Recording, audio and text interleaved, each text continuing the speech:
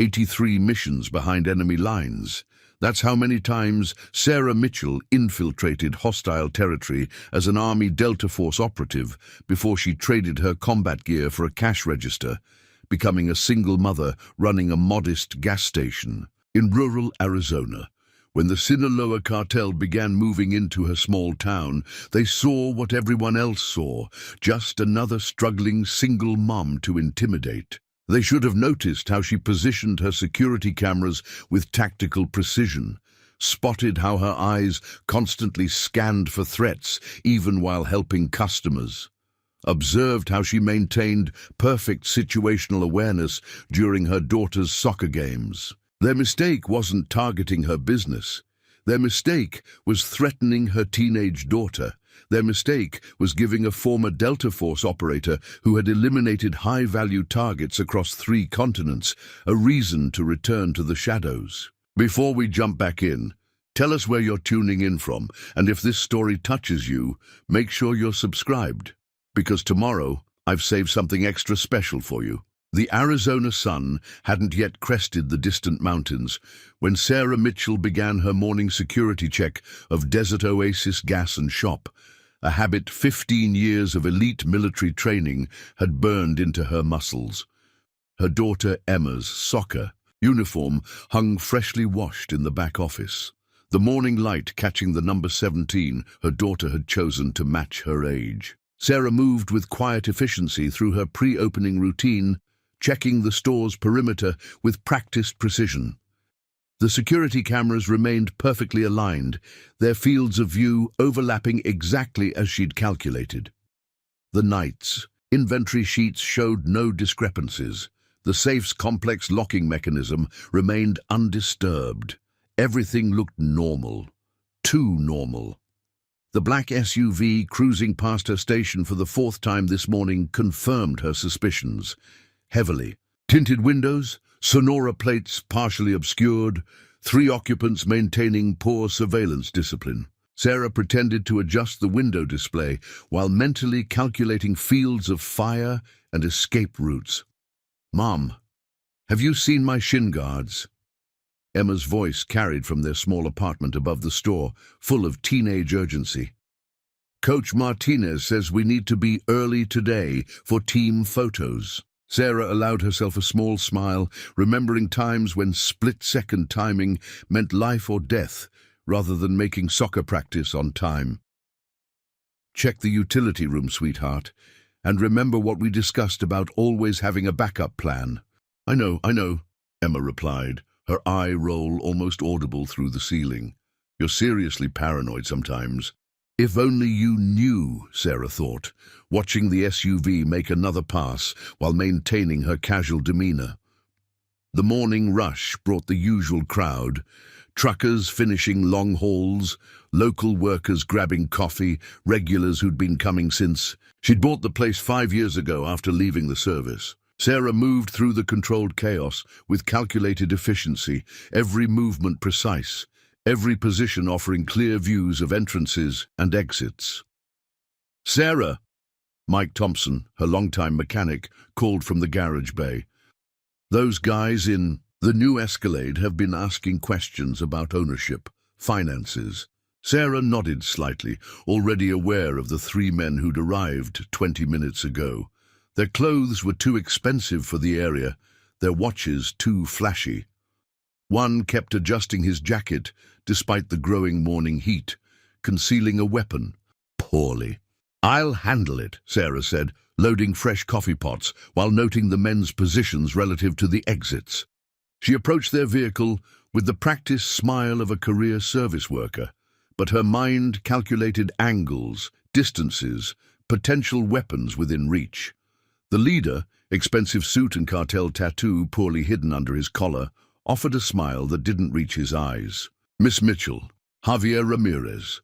My associates and I represent a business development group. We've been talking with other local establishments about investment opportunities." Sarah topped off their coffee cups with careful precision. "We're doing fine here, thank you. Costs are rising everywhere, Ramirez continued smoothly. Protection is expensive these days. Insurance rates, safety inspections. Accidents happen to businesses that don't plan ahead. The threat hung in the air like smoke. Sarah's fingers tightened slightly on the coffee pot. 3 moves to disarm him, 2 to incapacitate. But that would blow her cover. Emma needed normal. The community needed normal. "I'll consider your offer," she replied evenly. "Now can I get you gentlemen anything else?" Ramirez's smile turned cold. "We'll be in touch. Soon." After they left, Sarah watched through the security feeds as they climbed into the same black SUV she'd seen that morning. Deputy James Walker pulled in just as they were leaving, greeting her with his usual friendly nod. "Everything okay, Sarah? Those guys looked intense." "Just some pushy investors," she said, refilling his coffee cup, but they both knew it was more. The town had been changing, subtle pressures building, other businesses receiving similar visits, mysterious accidents befalling those who refused to cooperate. The afternoon found Sarah reviewing her monthly accounts, the numbers revealing the squeeze she was already feeling from mysterious supplier issues and suddenly doubled insurance premiums. But her mind was elsewhere, gaming out scenarios, calculating options. The cartel was moving in, using financial pressure to gain footholds in legitimate businesses. She'd seen it before in places where violence and corruption went hand in hand. Emma burst in after soccer practice, full of excitement about an upcoming tournament. Sarah listened to her daughter's chatter while maintaining her scan of the street, noting 2 more unfamiliar vehicles moving through their usually quiet neighborhood. "Mom, are you even listening? This is important." Sarah focused on Emma's face, so much like her father's before he'd been killed in action, full of life and untouched by violence. Everything she'd done, everything she'd sacrificed had been to give Emma this normal life, to keep her safe from the darkness Sarah knew too well. "Of course it's important," Sarah smiled. "Tell me more about the tournament strategy." But as night fell over the desert town, Sarah performed one final perimeter check. Her tactical gear remained secured in its hidden compartment, untouched. For years, but maintained with obsessive precision, just in case. Because Sarah Mitchell hadn't spent 10 years as one of Delta Force's deadliest operators without learning one crucial lesson. Sometimes, the hardest part of being a protector is knowing when to become a hunter again. The sound of breaking glass shattered the pre-dawn silence. Sarah was moving before her eyes opened, muscle memory from countless combat deployments taking over. She reached the gas station's front window in time to see 2 figures disappearing down the street, their laughter carrying on the cool desert air. Rodriguez's auto shop across the street had its front window smashed, a crude warning painted on the wall. "Pay up or burn." 3 weeks had passed since Javier Ramirez's visit to Desert Oasis. 3 weeks of watching her town change, of noting increased cartel presence, of calculating odds, and maintaining her cover while everything inside her screamed to take action. Marco Rodriguez stood in front of his family's shop, shoulders slumped as his son helped board up the window. Sarah crossed the street, careful to maintain her concerned neighbor demeanor rather than the tactical approach her instincts demanded. "Marco, I'm so sorry," she said, touching her friend's arm. "Have you called the sheriff?" "What's the point?" Marco's voice carried defeated anger. "Just like the random safety inspection that almost shut us down last week. Just like the delivery truck that mysteriously canceled our parts order. They're sending a message." Sarah helped clean up while observing the neighborhood coming awake. The black SUV made its usual morning pass. New faces watched from corners, pretending to check phones or smoke cigarettes. The cartel was establishing dominance, marking territory. "Mom!" Emma's voice carried from their apartment doorway. "What happened to Marco's shop?" "Just some vandals, honey.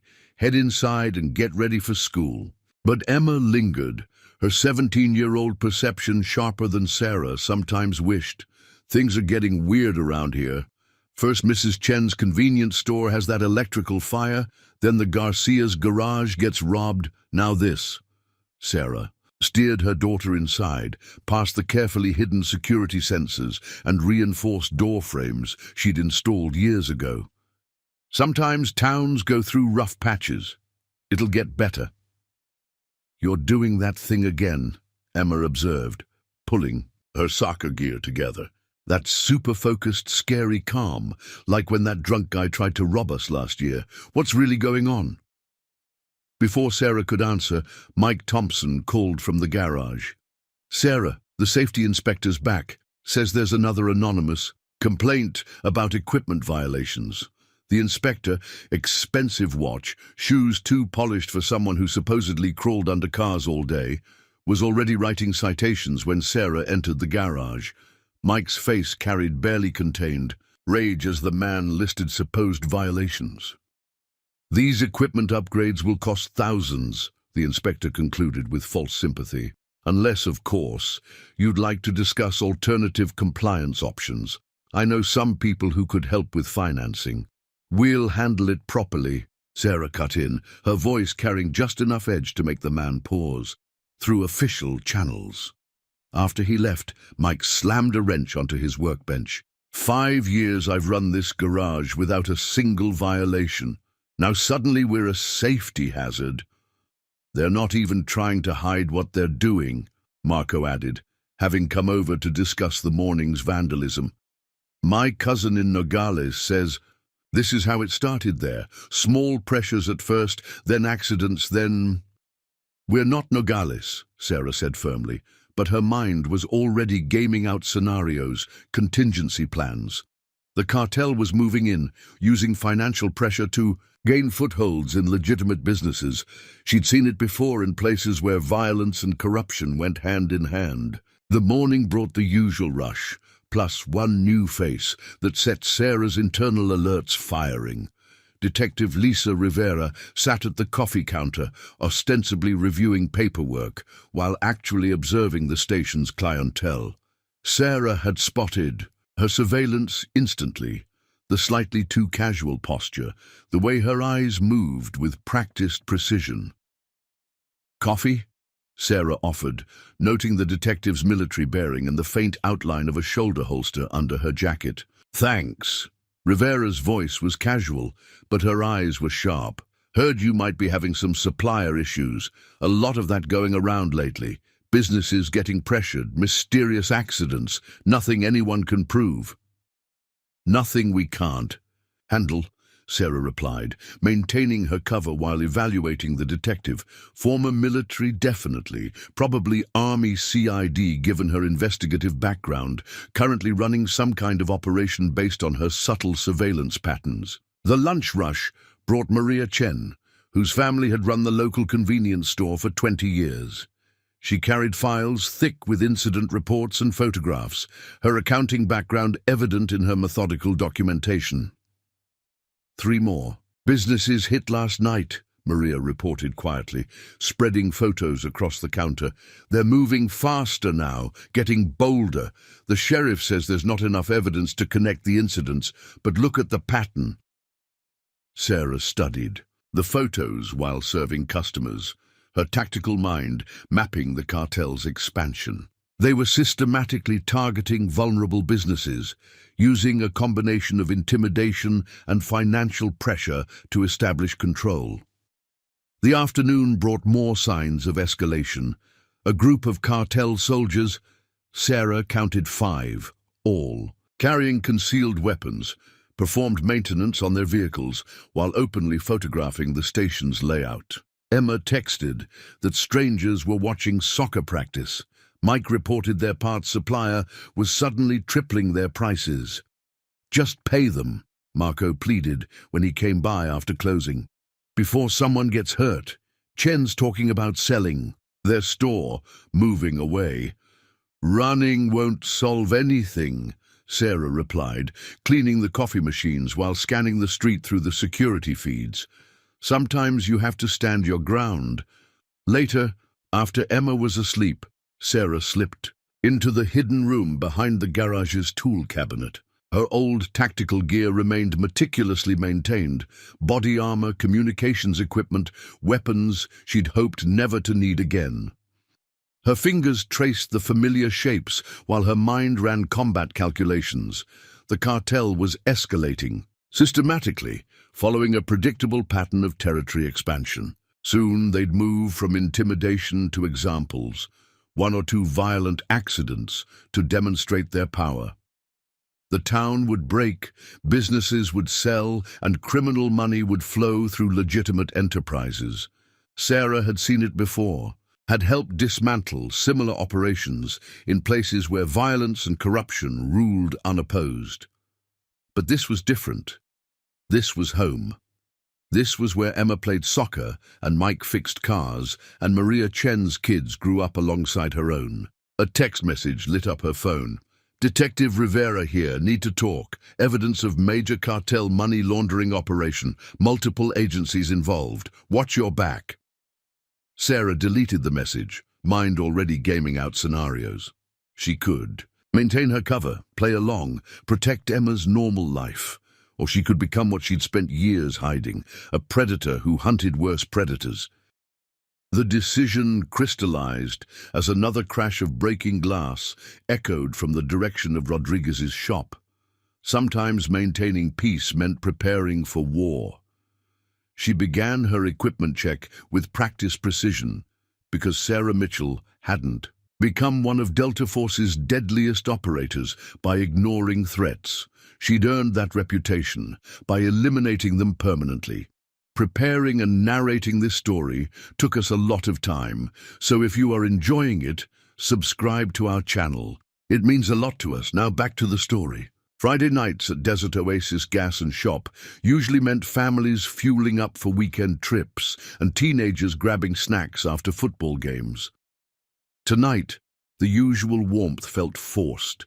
Customers spoke in hushed tones, glancing nervously at the four men who'd claimed the coffee counter 2 hours ago, making no effort to hide their surveillance of the station's operations. Sarah wiped down the counter with practiced efficiency, each movement carefully measured to maintain her cover while monitoring the enforcers. Their weapons printing was obvious, shoulder holsters poorly concealed under leather jackets, despite the warm evening. Amateur hour, but dangerous amateurs with nothing to prove and everything to gain. "Your coffee's cold." She approached their position, voice neutral. "Can I get you anything else?"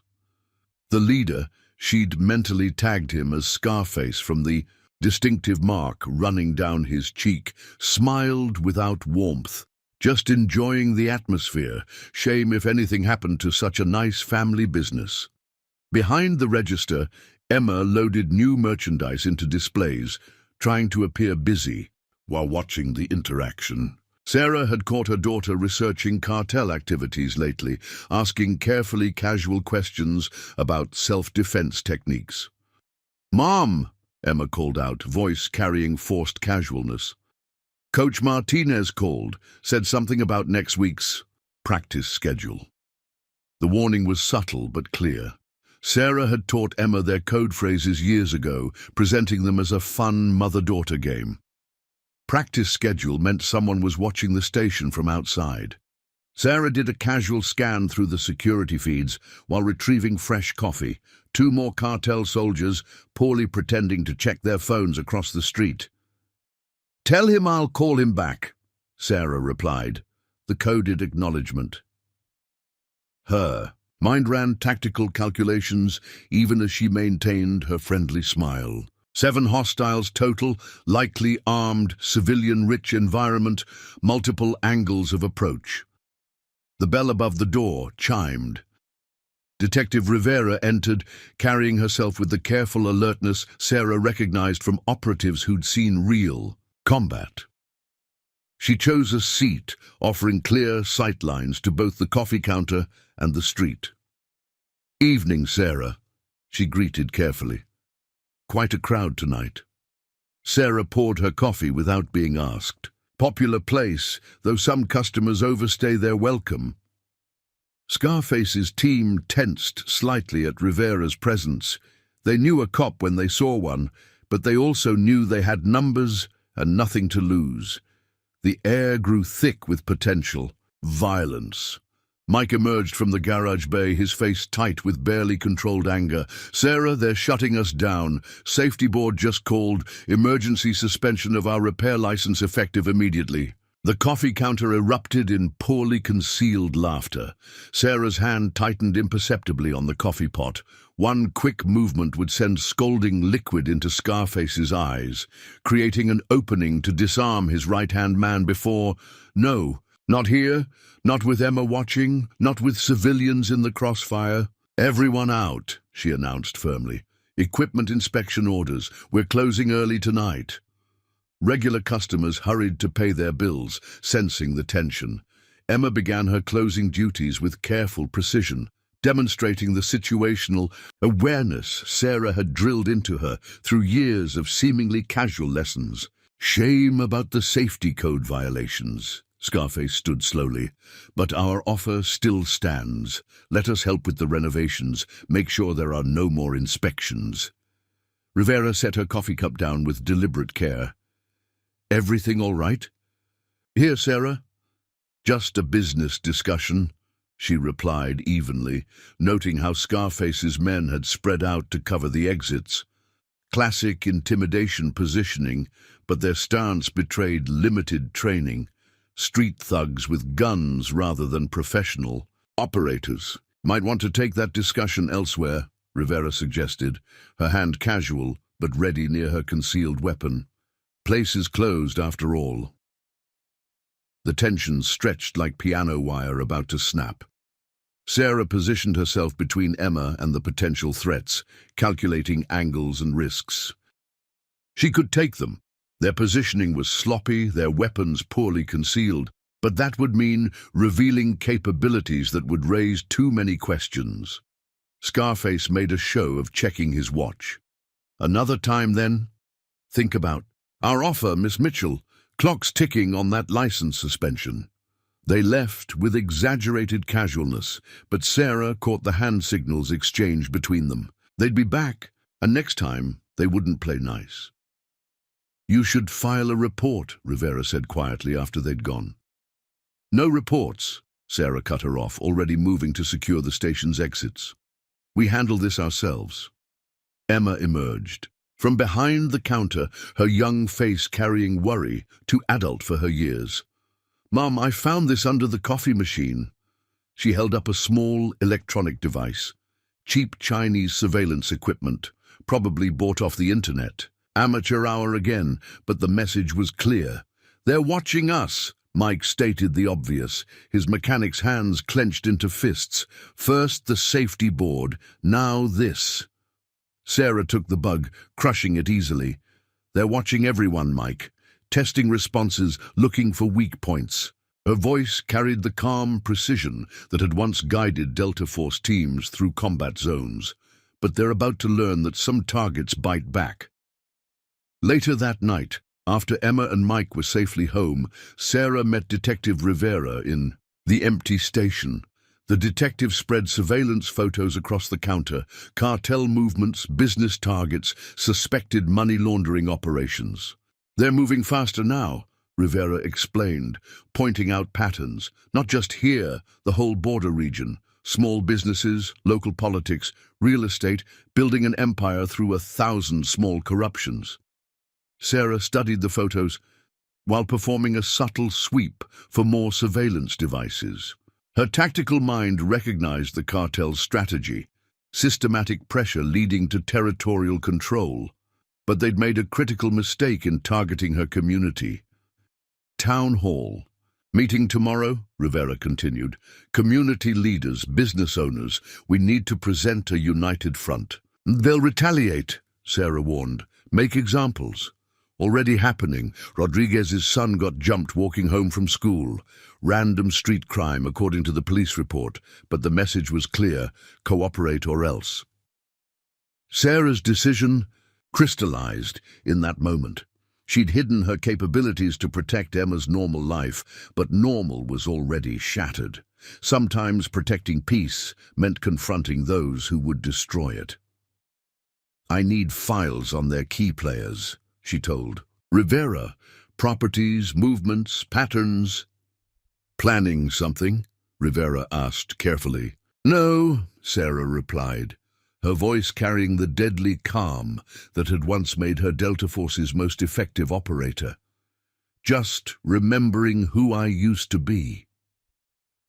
Because Sarah Mitchell hadn't spent 10 years eliminating high-value targets just to watch thugs destroy her community. She'd learned that sometimes the only way to preserve peace was to hunt those who threatened it, and she was about to remind the cartel why some predators are best left undisturbed. The community center buzzed with nervous energy as local business owners filled the rows of folding chairs. Detective Rivera stood at the podium, presenting evidence of the cartel's systematic takeover of the town. Sarah positioned herself near the back exit, noting faces, mapping positions, identifying the cartel's observers mixed throughout the crowd. "We can't let fear control us," Rivera argued, spreading crime scene photos across the podium. "Rodriguez's auto shop, Chen's Market, Desert Oasis, these aren't random incidents. This is organized criminal enterprise, and we need to stand together." Sarah caught the subtle movement. 3 men entering through the side door, hands concealed in jackets. Their movement patterns screamed military training. Unlike the street thugs she'd encountered at her station, these were professionals. "My son was attacked!" Marco Rodriguez stood, his voice carrying raw anger. "Broken!" Arm cracked ribs. Police call it random street crime, but we all know. The crack of gunfire cut through his words. 2 shots into the ceiling, plaster raining down as people screamed and ducked. The 3 newcomers moved with practiced coordination, covering exits, controlling crowds. "This meeting is over," the leader announced coldly. "Go home. Forget this happened. Next time we won't aim at the ceiling." Sarah remained perfectly still, analyzing angles, calculating risks. She could take them. Their positioning left blind spots a professional would never allow, but that would mean exposing capabilities she'd hidden for 17 years. Detective Rivera moved to intervene, badge out, but Sarah caught her eye and shook her head fractionally. "Not here, not with this many civilians in the crossfire." The crowd dispersed quickly, leaving Rivera standing defiant at the podium. "This only proves everything I've been saying. You can't intimidate an entire community forever." "Brave words," the leader smiled without warmth. "Hope your health insurance is paid up." Sarah intercepted Rivera before she could respond further, steering her toward the exit. "Not now. Some battles need different tactics." Later in the empty station, Emma helped with closing duties while Sarah reviewed their dwindling finances. The safety board suspension was bleeding them dry, exactly as intended. But her mind was elsewhere, gaming out scenarios, calculating options. "Mom," Emma's voice carried careful curiosity, "I found something weird in the storage room today." Sarah's pulse quickened slightly. She'd been careful with her equipment cache, but Emma had always been too observant for her own good. "Behind the old oil drums," Emma continued, "looks like some kind of metal case, has army insignia." "Just some old equipment," Sarah deflected smoothly, "from when your father served." "Yeah, but this was newer, and there was a photograph." Emma hesitated. "You looked different. Combat gear, lots of guys with tactical equipment. One of them called you Shadow in the inscription." The conversation was interrupted by Mike's arrival, his face ashen. "They're seizing the station. Safety board claims multiple critical violations, says we need $500,000 in renovations to reopen." "That's impossible," Emma protested. "We just passed inspection last month. It's not about safety codes," Sarah said quietly. "It's about making examples." Detective Rivera arrived as they were locking up, her expression grim. "Got something you need to see?" She spread surveillance photos across the counter, cartel operations, money laundering fronts, weapons shipments. This goes deeper than neighborhood takeover. They're establishing a power base, using legitimate businesses to move product and clean money. You're building a RICO case, Sarah observed, recognizing the investigative pattern. Rivera studied her with renewed interest. You know something about federal investigations. I watch crime shows, she deflected, but her mind was already processing the tactical implications. The cartel wasn't just pressuring businesses, they were building infrastructure for something bigger. Later that night, after Emma was asleep, Sarah slipped into the hidden storage room. The metal case Emma had found contained her Delta Force Silver Star, earned on an operation that officially never happened. The photograph showed her former team, men she'd trusted with her life, who'd trusted her to eliminate high-value targets from impossible positions. Her phone buzzed, Marco Rodriguez sharing security camera footage from his shop. Two men, in suits examining repair schedules, photographing storage areas. Not thugs this time, professionals calculating logistics for money laundering operations. Another message from Maria Chen. They followed her home, watching her house. Sarah's decision crystallized. She couldn't wait for law enforcement. Couldn't risk the cartel escalating further. Time to change the equation. She retrieved her cached equipment with practiced efficiency. Surveillance gear, tactical communications, weapons she'd maintained meticulously despite years of disuse. The familiar weight settled against her body like greeting an old friend. Because Sarah Mitchell hadn't spent 10 years as Delta Force's deadliest ghost just to watch criminals destroy her community. She'd learned that sometimes the only way to protect innocent lives was to become the hunter that predators feared. The night deepened as Sarah began her operation. Not direct confrontation, not yet. First gather intelligence, map patterns, identify vulnerabilities. The cartel thought they were hunting sheep, but they'd stumbled into a wolf's territory. She moved through shadows with practiced silence, planting surveillance devices in cartel-controlled properties, documenting shipment schedules, photographing key players. Years of elite military training turned the familiar town into a tactical environment. Dawn approached as Sarah completed her circuit.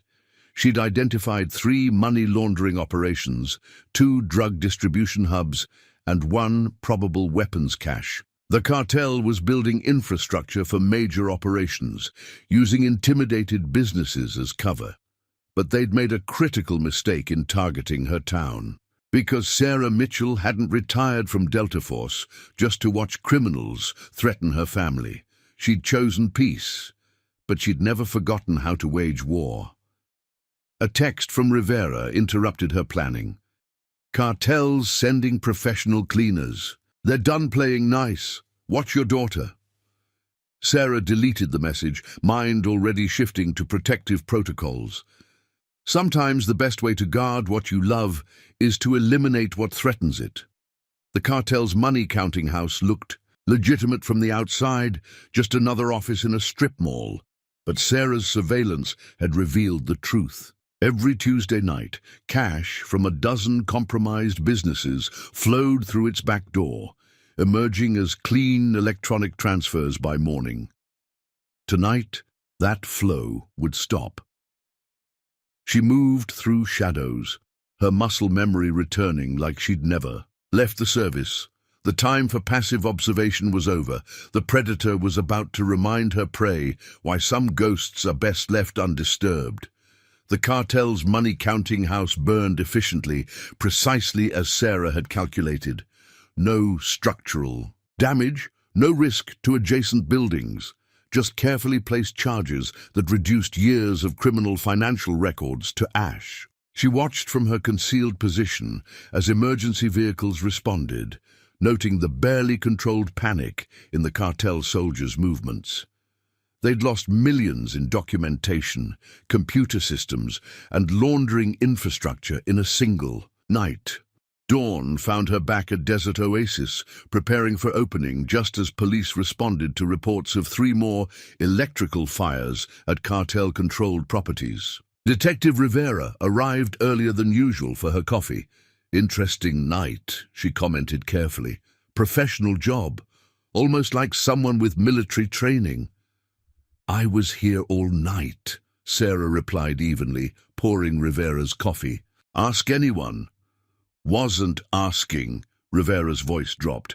"But whoever did it should know Cartel's bringing in specialists, real operators, not street muscle. They're done playing games." The morning rush brought more signs of change. Maria Chen reported cartel soldiers questioning local business owners about the fires. Rivera's sources whispered about emergency meetings, increased security, paranoia spreading through criminal ranks. "Mom," Emma's voice carried worry as she prepared for school. "Something weird happened at practice yesterday. Men watching from their car. Coach Martinez tried to talk to them, but they just drove away." Sarah's grip tightened imperceptibly on the coffee maker. "Stay with your teammates today. No walking home alone." Like when those guys were watching the station. Emma's perception was too sharp. "Are we in trouble?" "Just being careful, sweetheart." But Sarah's mind was already calculating protective measures, escape routes, contingency plans. Mike emerged from the garage, his face tight with concern. "Found something in the storage room," he said quietly. "Something you want to explain?" Sarah followed him to where her equipment cache lay exposed. She'd been too focused on operations, gotten sloppy with security. Her long-time mechanic stared at the tactical gear, the weapons, the surveillance equipment. "How long have you known?" she asked finally. "Suspected for years." Mike's voice carried equal parts worry and pride. "The way you move, the things you notice, but this..." He gestured at the professional-grade equipment. "This is serious. Hardware." "Mike, He held up a hand. "Just tell me you know what you're doing. Tell me Emma will be safe." Before Sarah could respond, her phone buzzed. A text from Maria Chen. "Emergency. Found connection between cartel and city officials. They're coming for my files." Across town, black SUVs converged on Chen's Market, but they'd arrived too late. Sarah had already arranged for the evidence to be secured, distributed to multiple safe locations. The cartel would find empty filing cabinets and blank hard drives. The day brought more signs of escalation. 2 of Rivera's informants disappeared. A city council member who opposed cartel-linked development projects had brake failure on the highway. Marco Rodriguez reported armed men inspecting his repair bay. But the cartel's increased security revealed something crucial. They were scared. Professional criminals didn't spend money on expensive protective measures unless they felt genuinely threatened. "They're bringing in a specialist," Rivera reported during the afternoon lull. "Miguel Santos, ex-Mexican Special Forces. When cartels have a serious problem, he solves it permanently." Sarah recognized the name from her active duty days. Santos had been on the other side of several operations, a ghost like her, deadly and efficient. This wasn't just escalation, this was recognition that they faced professional opposition. "More fires last night," Marco reported nervously. 3 cartel-owned businesses, police say electrical problems. Sarah listened while restocking supplies, noting how the cartel soldiers now moved in groups, watching shadows, jumping at sudden movements. They'd lost their swagger, replaced by the nervous tension of men who knew they were being hunted. Emma came home from school excited about her upcoming tournament, but Sarah noticed her daughter's new habits, checking sight lines, noting exits, staying aware of surroundings. The girl had absorbed more tactical training than she realized, disguised as maternal caution. "Something's happening," Emma observed quietly. "The town feels different. And you're different too, Mom. More focused, like there's something underneath the normal you." Sarah hugged her daughter close. remembering all the reasons she'd left her former life behind. But sometimes protecting peace meant becoming the weapon you tried to leave behind. Late that night, Sarah traced cartel supply lines through city records. 3 more facilities identified, vulnerabilities mapped, weaknesses noted. The criminal empire had grown too fast, sacrificing security for quick expansion. Her phone buzzed. Rivera again. Santos arrived tonight. Brought a team. They're not here to intimidate. They're here to eliminate. Sarah deleted the message, mind already shifting to wartime footing, because Sarah Mitchell hadn't become Delta Force's most effective operator by hesitating when threats escalated. She'd earned that reputation by striking first, striking hard, and ensuring her targets never threatened anyone again. Dawn approached as she finalized her plans. The cartel had brought in a professional hunter, but they'd forgotten something crucial. In nature, predators who invade another predator's territory rarely survive the encounter. The soccer field lay quiet under gathering storm clouds. Sarah watched from her usual spot in the bleachers as Emma's team practiced, but her attention wasn't on the game. 4 men had positioned themselves around the field's perimeter, trying too hard to look casual. Their stance, their positioning, their constant communication checks. Santos's team was hunting. Thunder rumbled overhead as more parents arrived for practice. Marco Rodriguez took a seat nearby, his voice low and worried. "They're at the shop now, taking inventory," they said. "But the way they look at everything, like they're memorizing faces." "Get your family out of town," Sarah replied quietly, noting how Santos's men had shifted position to cover the bleachers' exits. "Tonight, don't tell anyone where you're going." Because this wasn't just about defending territory anymore. This was about reminding the cartel exactly what happened when they threatened a mother's family. Practice ended early as rain began to fall. Sarah watched Emma gather her gear, noting how her daughter stayed close to teammates, followed the buddy system they'd discussed that morning. Smart girl. Too smart sometimes. The attack came without warning. 2 SUVs pulled into the parking lot, blocking the main exit. Santos's men moved with professional precision, herding parents and players together with practiced efficiency. No weapons visible, but their intent was clear. "Just a friendly chat," the leader announced smoothly. "About community safety. About what happens when people don't appreciate protection." Sarah counted 8 operators total, real professionals, not street thugs. They'd chosen the location carefully, isolated, controlled sightlines, multiple vehicles for quick extraction. But they'd made one critical mistake. They'd threatened children. "Mom!" Emma's voice carried forced calm as she edged closer to Sarah. "Those men from the station are here too." Scarface and his crew had arrived, looking uncomfortably out of place among Santos's professionals. Local muscle brought along to identify targets. Sarah's mind shifted to combat mode, analyzing angles, calculating options. Miss Mitchell. A new voice, cultured and precise. Miguel Santos emerged from the second SUV, his expensive suit failing, to hide his predator's grace. "I believe we need to discuss recent events in the neighborhood." "No discussion needed," Sarah replied, positioning herself between her daughter and potential threats. "Leave now." Santos smiled without warmth. "Interesting response. Most people show fear when surrounded. You show tactical awareness. Military background, perhaps?" Lightning flashed as rain fell harder. Parents huddled together while Santos's men maintained their positions. Sarah noted their patterns, their blind spots. Professionals, but not Delta. Force operators, not like her. "Your reputation precedes you, Mr. Santos," Sarah said carefully. "Problem solver for cartels.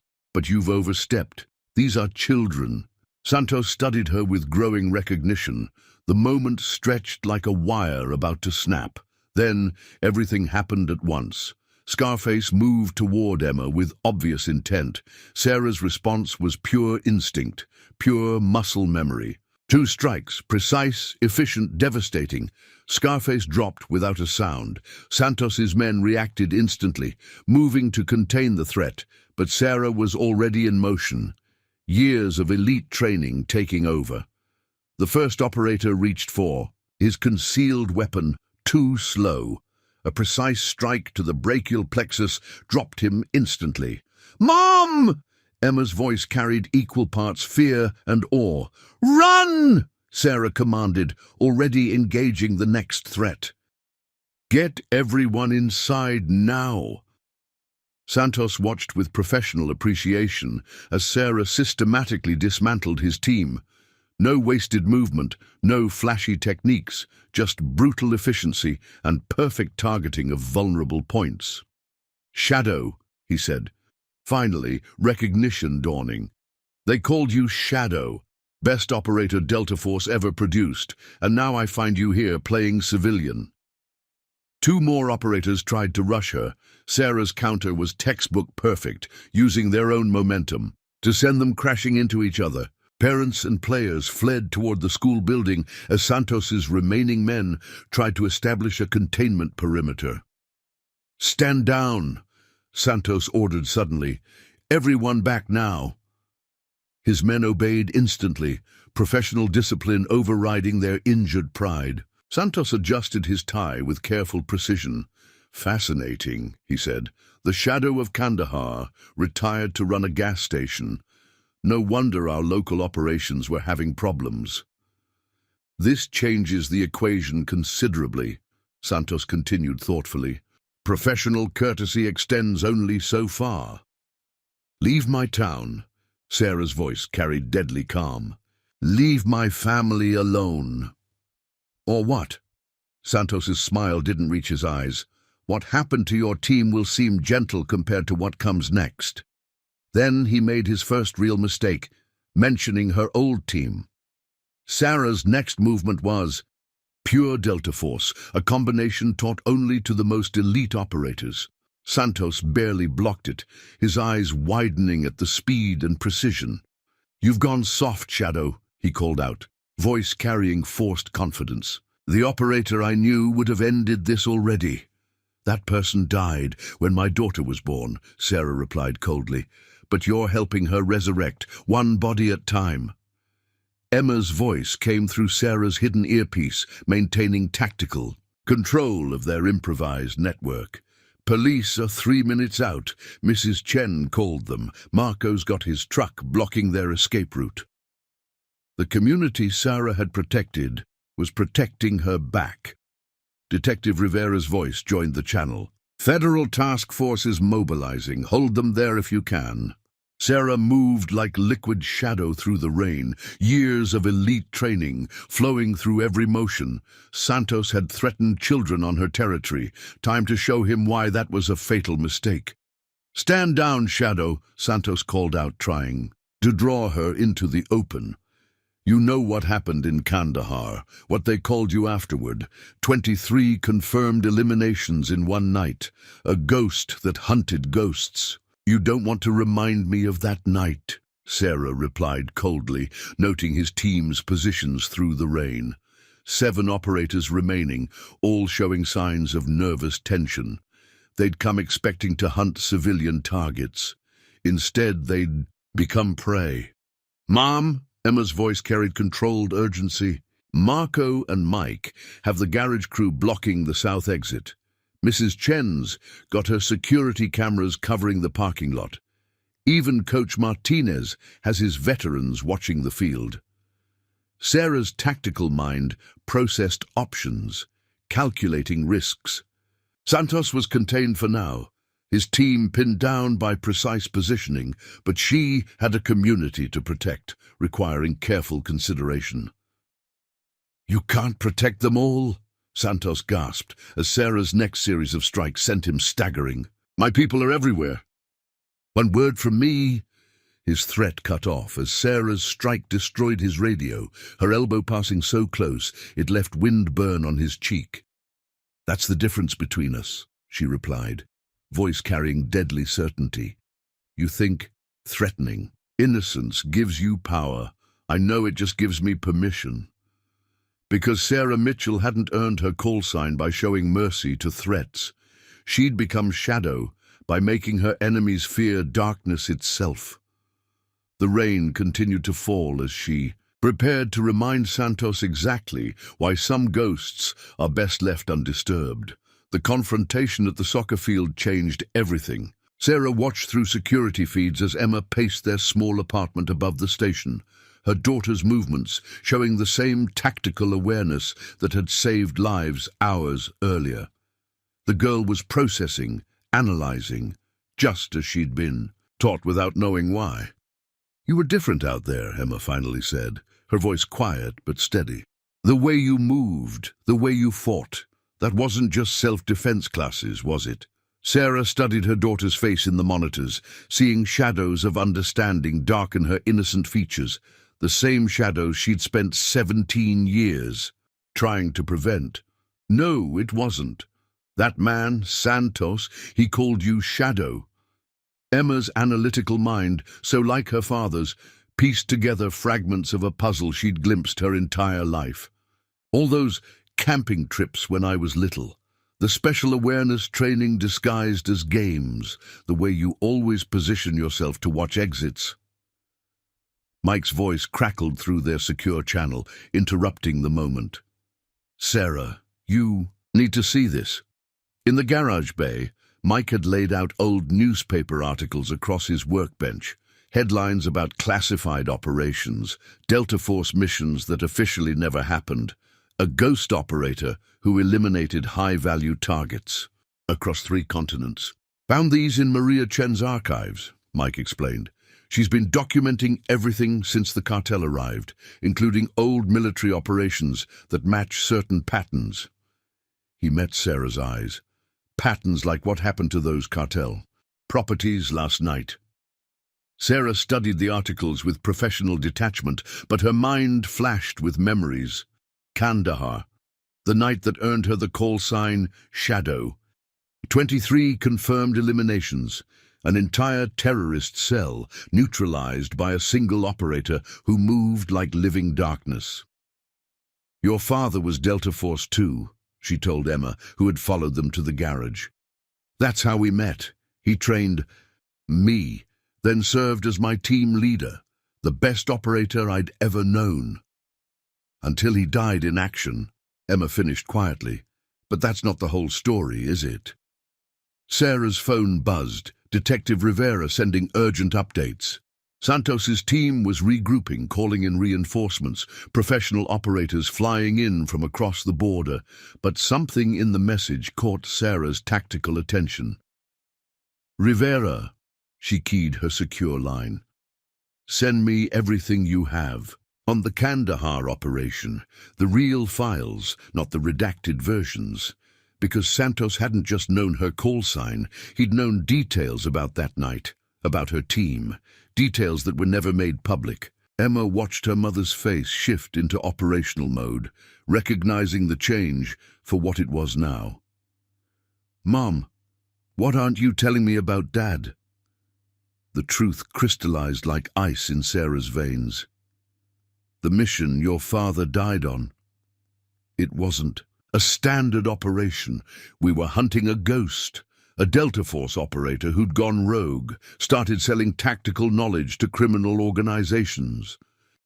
"Santos," Emma breathed, her quick mind connecting dots. "He was Delta Force too," Sarah confirmed, "your father's former protege before he turned. The mission was to eliminate him, but something went wrong. Our intel was compromised.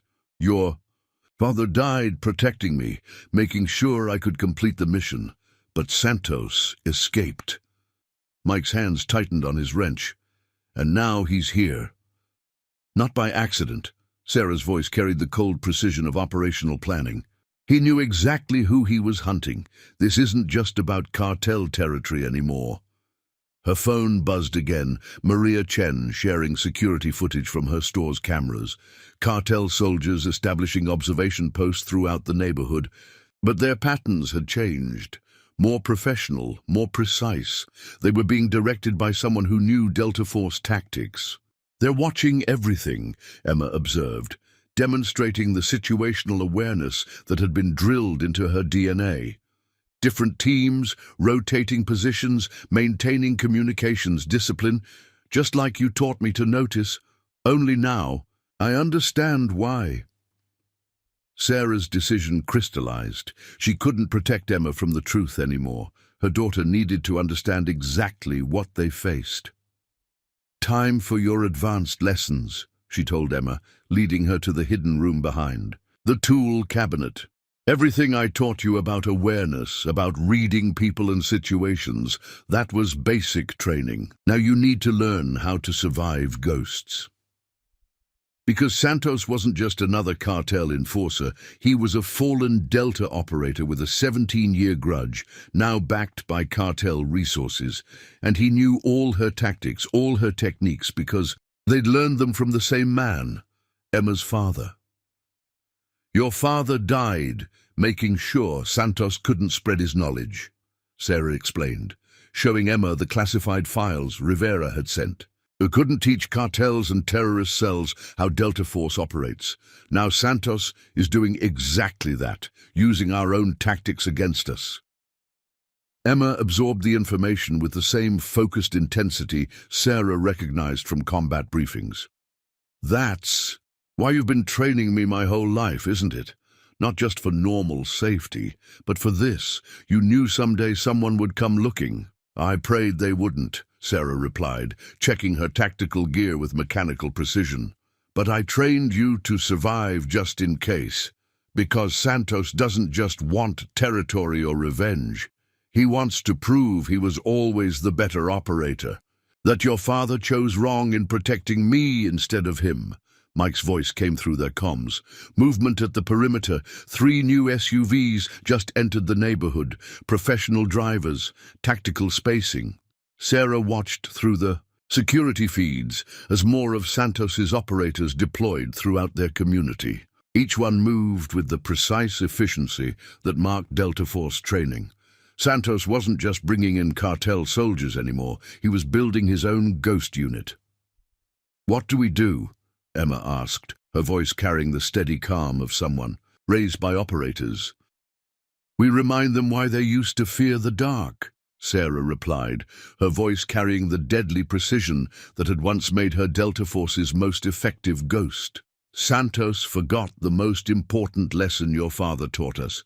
The deadliest predator isn't the one with the most training." She checked her equipment with practiced efficiency, each movement a lesson for her daughter.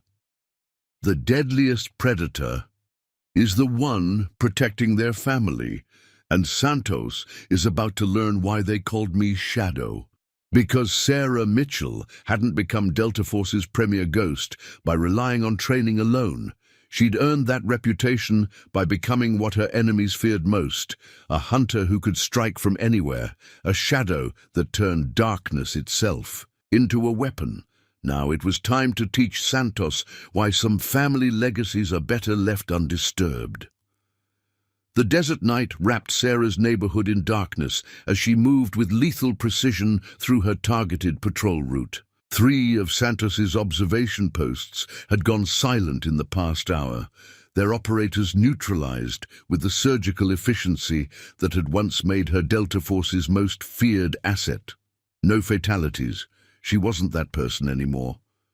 But each operator would wake with a profound understanding of why some predators are best left undisturbed.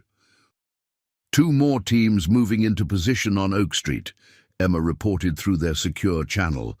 Sarah had taught her daughter encryption protocols, disguised as number games, preparation hidden as mother-daughter bonding. Now that training was paying off, they're using standard Delta search patterns, just like you said they would. "Because they're thinking like soldiers," Sarah replied, moving through shadows with practiced silence. "Not like hunters." Her voice carried the cold precision that had earned her the call sign Shadow. "What's their vehicle disposition?" 3 SUVs parked at strategic points, full tactical teams maintaining perimeter security, but they left a gap in their coverage near the old warehouse district, just like you predicted. Sarah allowed herself a small smile. Santos was good. His operators showed professional training and tactical discipline, but they were following standard Delta Force doctrine, expecting her to think like a conventional operator. They hadn't grasped what made her different, what had made her Delta Force's most effective ghost. Mike's voice came through next, calm and controlled. Maria Chen just sent crucial intel, found financial records linking 3 city council members to cartel operations. This goes deeper than street-level crime. They're building political infrastructure for something bigger. Makes sense, Sarah analyzed, neutralizing another surveillance position with mechanical efficiency. The operator never saw her coming. Pressure point strike, unconscious before he hit the ground. You don't commit resources like Santos's team just for local territory control. Her phone vibrated, Detective Rivera sending urgent updates. Police chief just ordered all tactical units to stand down, claiming jurisdiction issues. They're isolating you completely. Another message from Maria Chen found something in the seized records. Major operation planned for next week. International arms shipment using border routes as distribution hub. Your neighborhood sits on their primary transport route. Sarah deleted both messages, mind already processing tactical implications. Santos's siege wasn't just about eliminating a threat. They needed control of this territory for something specific, something big enough to justify committing serious resources. More movement at the perimeter, Emma reported, demonstrating the situational awareness that made Sarah secretly proud. They're changing patrol patterns, tightening security. Someone important just arrived. Sarah found a concealed observation position using specialized optics to study the new arrival. Black Mercedes, professional security detail, military precision in their movements. She recognized the passenger immediately, Javier Ramirez, the cartel lieutenant who'd started this conflict with his threats at the station. Status report, she commanded, falling naturally into operational command mode. Mike's coordinating with community members, Emma replied, establishing safe houses, evacuation routes, just like we practiced. Maria Chen's evidence is backed, up to secure servers. Detective Rivera's got plainclothes, officers watching crucial intersections, people she trusts personally. And our contingency measures are all in place. Emergency supplies cached at designated points, communications, protocols established. Everyone knows their roles. Emma's voice carried the calm competence that came from years of disguised training. We're ready, Mom. Sarah watched Santos's teams establish new defensive positions, noting their patterns and protocols. They were preparing for extended operations, settling in for a prolonged siege. But they'd made one critical mistake. They thought they were containing a threat. They didn't understand they were being hunted. The first phase of her counter-offensive began precisely at midnight. 3 carefully placed charges detonated simultaneously, not to cause damage, but to create confusion. Santos's teams responded exactly as military doctrine dictated, moving to investigate in coordinated patterns, which left gaps in their coverage. Gaps Sarah exploited with ghost-like efficiency. Multiple targets neutralized, she reported coldly, zip-tying another unconscious operator. Moving to Phase 2. Mike's voice carried grim satisfaction. Maria's evidence just hit major news outlets. Police chief's corruption exposed, 3 council members under investigation. Their political infrastructure is crumbling. They'll escalate, Emma analyzed, demonstrating tactical thinking beyond her years. Try to complete their operation before everything falls apart. She was right. Santos's response came within minutes, multiple tactical teams converging on prepared positions, trying to overwhelm through superior numbers. But Sarah had anticipated this, had prepared accordingly. The first team breached through the station's front entrance. Moving with professional precision, they found themselves caught in a precise kill zone, flashbangs and smoke grenades disrupting their coordination. Sarah moved through the chaos, like a living shadow, neutralizing threats with surgical efficiency. Second team approaching from the rear, Emma warned, coordinating community observers with practiced skill. Their improvised tactical network was functioning perfectly, turning the entire neighborhood into a weapon. "Let them come," Sarah replied, coldly, because this wasn't just about defending territory anymore. This was about sending a message, about showing Santos exactly what happened when he threatened her family. The battle flowed through prepared channels, Sarah using her intimate knowledge of the neighborhood to devastating effect. Years of maintaining security protocols, of planning for worst-case scenarios, paid off in brutal efficiency. "They're falling back," Mike reported with professional appreciation, regrouping at secondary positions, "but something's wrong. Santos seems too confident." Sarah spotted the trap just as Emma's warning came through. "Mom, they're not retreating. They're clearing civilians from the area. Multiple teams deploying some kind of specialized equipment." The realization hit like ice water. This wasn't just about territorial control or eliminating threats. They were preparing for something bigger, something that required empty streets and clear lines of fire. Her phone buzzed. Rivera sending crucial intelligence. Arms shipment moved up, coming through tonight. They need control of those streets now. Santos has authorization to use maximum force. Another message from Maria Chen. Found military-grade weapons in their inventory. They're done playing nice. They'll level entire blocks to complete this operation. Sarah deleted the messages, mind-shifting to full combat protocols. Because Sarah Mitchell hadn't become Delta Force's deadliest operator by hesitating when stakes escalated. She'd earned that reputation by striking first, striking hardest, and ensuring her targets never threatened anyone again. "Emma," she commanded, voice carrying deadly precision. "Execute Protocol Echo, full evacuation, all civilians to designated safe houses. Mike, coordinate with Rivera's people. I want eyes on every approach vector." "What are you going to do?" Emma asked, already moving to implement evacuation procedures. "Remind them why they used to call me Shadow." Sarah checked her equipment with mechanical efficiency. Some predators hunt by strength or speed. Others hunt by becoming what their enemies fear most. Dawn approached as Sarah prepared for war. Santos was a professional hunter, bringing serious resources to bear, but he was about to learn why some ghosts are best left undisturbed, why some predators are feared even by other predators. The first container truck rumbled through the quiet streets, its unmarked exterior masking the military-grade weapons within. Sarah tracked its progress from her concealed position, watching Santos's teams establish rolling roadblocks with professional precision. A second truck followed 5 minutes behind, then a third, a convoy pattern she recognized from classified operations. 3 more vehicles just entered the neighborhood, Emma reported through their secure channel. SUVs, heavily armored, different from Santos's usual teams. Her voice remained steady despite the tension, demonstrating the composure Sarah had worked so hard to instill. Cartel leadership, Sarah analyzed, noting their movement patterns.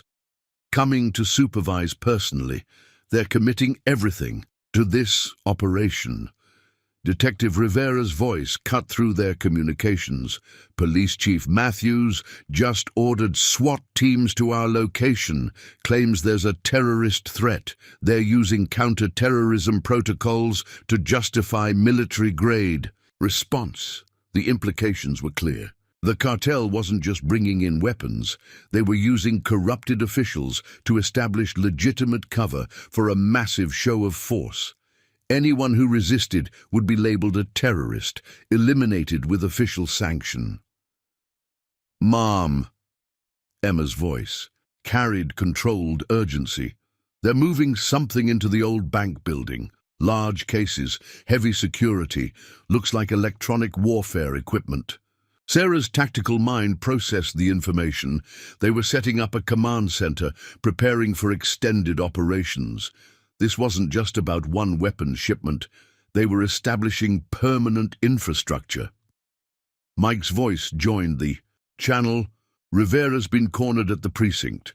Corrupt officers tried to seize her evidence, got physical. She's holding them off, but she's outnumbered. Status report, Sarah commanded, falling into operational mode. Civilian evacuation 70% complete, Emma responded. Marco Rodriguez is coordinating safe houses. Maria Chen's evidence is uploading to multiple secure servers. Mike's old military contacts are standing by. Movement caught Sarah's attention.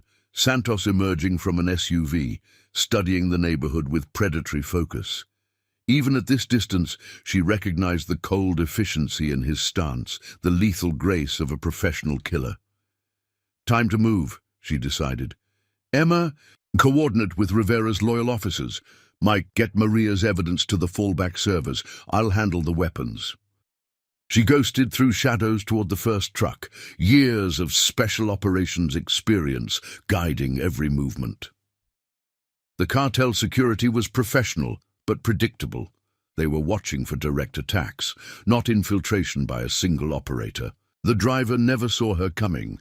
A precise nerve strike dropped him instantly, another taking out his armed escort. Sarah accessed the container's manifest with practiced efficiency, confirming her worst fears. Not just weapons, military grade. Combat systems, electronic warfare equipment, specialized tactical gear. We've got problems, Rivera's voice carried urgency. Just decrypted more files. This shipment is just the first wave. They're turning our region into a major distribution hub. Military-grade weapons moving north, drugs moving south, all through legitimate shipping channels. Bigger problem, Emma interjected. They're taking hostages, grabbing families who didn't evacuate fast enough, using them as human shields. Sarah's blood ran cold as she spotted the pattern.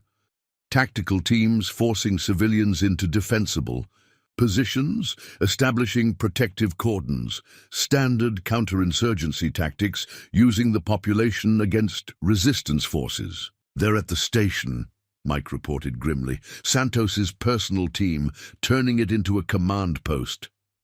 Something inside Sarah shifted, a final line crossed. They could threaten her, hunt her, even attack her. But they just turned her family's legacy into their operations center. Time for mercy was over. She moved with lethal purpose toward the first hostage position.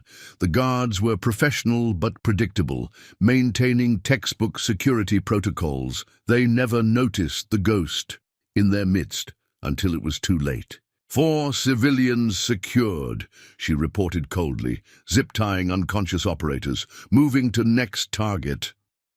Sarah, Rivera's voice cracked through their channel.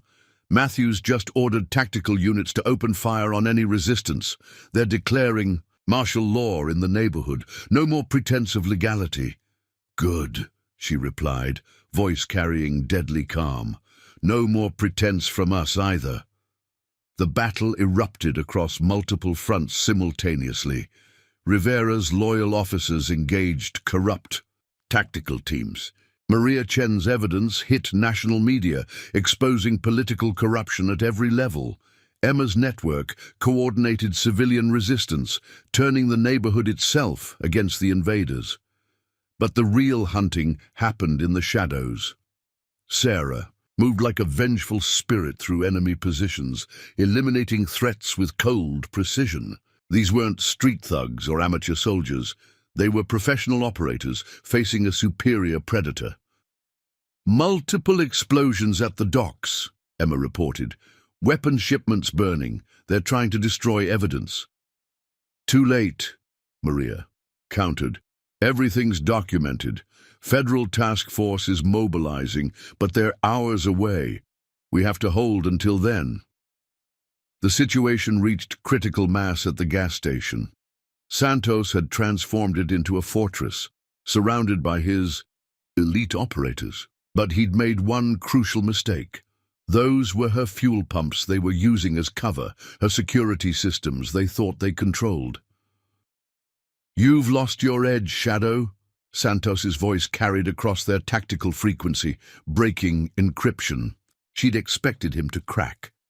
"The Sarah Mitchell I hunted would have killed them all by now." "That person died when my daughter was born," she replied, moving through shadows. "But you're helping her return, one piece at a time." Because this wasn't just about tactical objectives anymore. This was personal. Santos had brought his war to her home, threatened her family, corrupted her community. Now he would learn why Delta Force's most lethal operator was never the one who killed the most targets. It was the one who made her enemies fear shadows themselves. Sarah accessed her station's fuel control systems with practiced efficiency. One command would turn those tactical positions into death traps. But that wasn't her mission anymore. She wasn't here to eliminate threats. She was here to protect what mattered. "Last warning, Santos." Her voice carried across all frequencies. "Surrender your people, or find out why they really called me Shadow." Because Sarah Mitchell hadn't earned her reputation through body counts. She'd earned it by becoming what her enemies feared most. A hunter who could strike from anywhere, a ghost who turned their own tactics against them. And Santos was about to learn why some legends are best left in darkness. The command center that Santos had established in her gas station hummed with electronic warfare equipment, turning her family's business into a fortress of corrupted purpose. Sarah watched through specialized optics as his operators maintained defensive positions around the perimeter, their movements showing the precise efficiency of Delta Force training. But they'd made a critical mistake in their calculations. "All evacuation points secure," Emma reported through their encrypted channel, her voice carrying the steady control Sarah had instilled through years of preparation. Last civilians moved to safe houses. Maria Chen's network is monitoring all approach routes. Mike's team has disabled the secondary escape routes just like you planned. Sarah allowed herself a moment of pride in her daughter's composed efficiency before returning to operational focus. "Status on the weapons convoy?" "First 3 trucks are secured in position," Mike responded. "They're using our garage as a distribution hub. Santos has his best teams watching the cargo, military-grade hardware enough to arm a small army." Detective Rivera's voice cut through their tactical frequency. "Federal task force is still 2 hours out. Just intercepted. Orders from Chief Matthews. He's deploying SWAT teams under terrorist response protocols. They'll have authorization to use lethal force." Sarah processed the intelligence while maintaining her observation of the station. Santos had transformed her business into the center of his operation, using her fuel tanks as cover, her offices as command posts, her garage as a weapons cache. The symbolism wasn't lost on her. He was corrupting everything she'd built, just as he'd tried to corrupt Delta Force years ago. "Mom," Emma's voice carried a new tension. "Movement at the north entrance. They're bringing in more hostages. The Chen family, the Rodriguezes.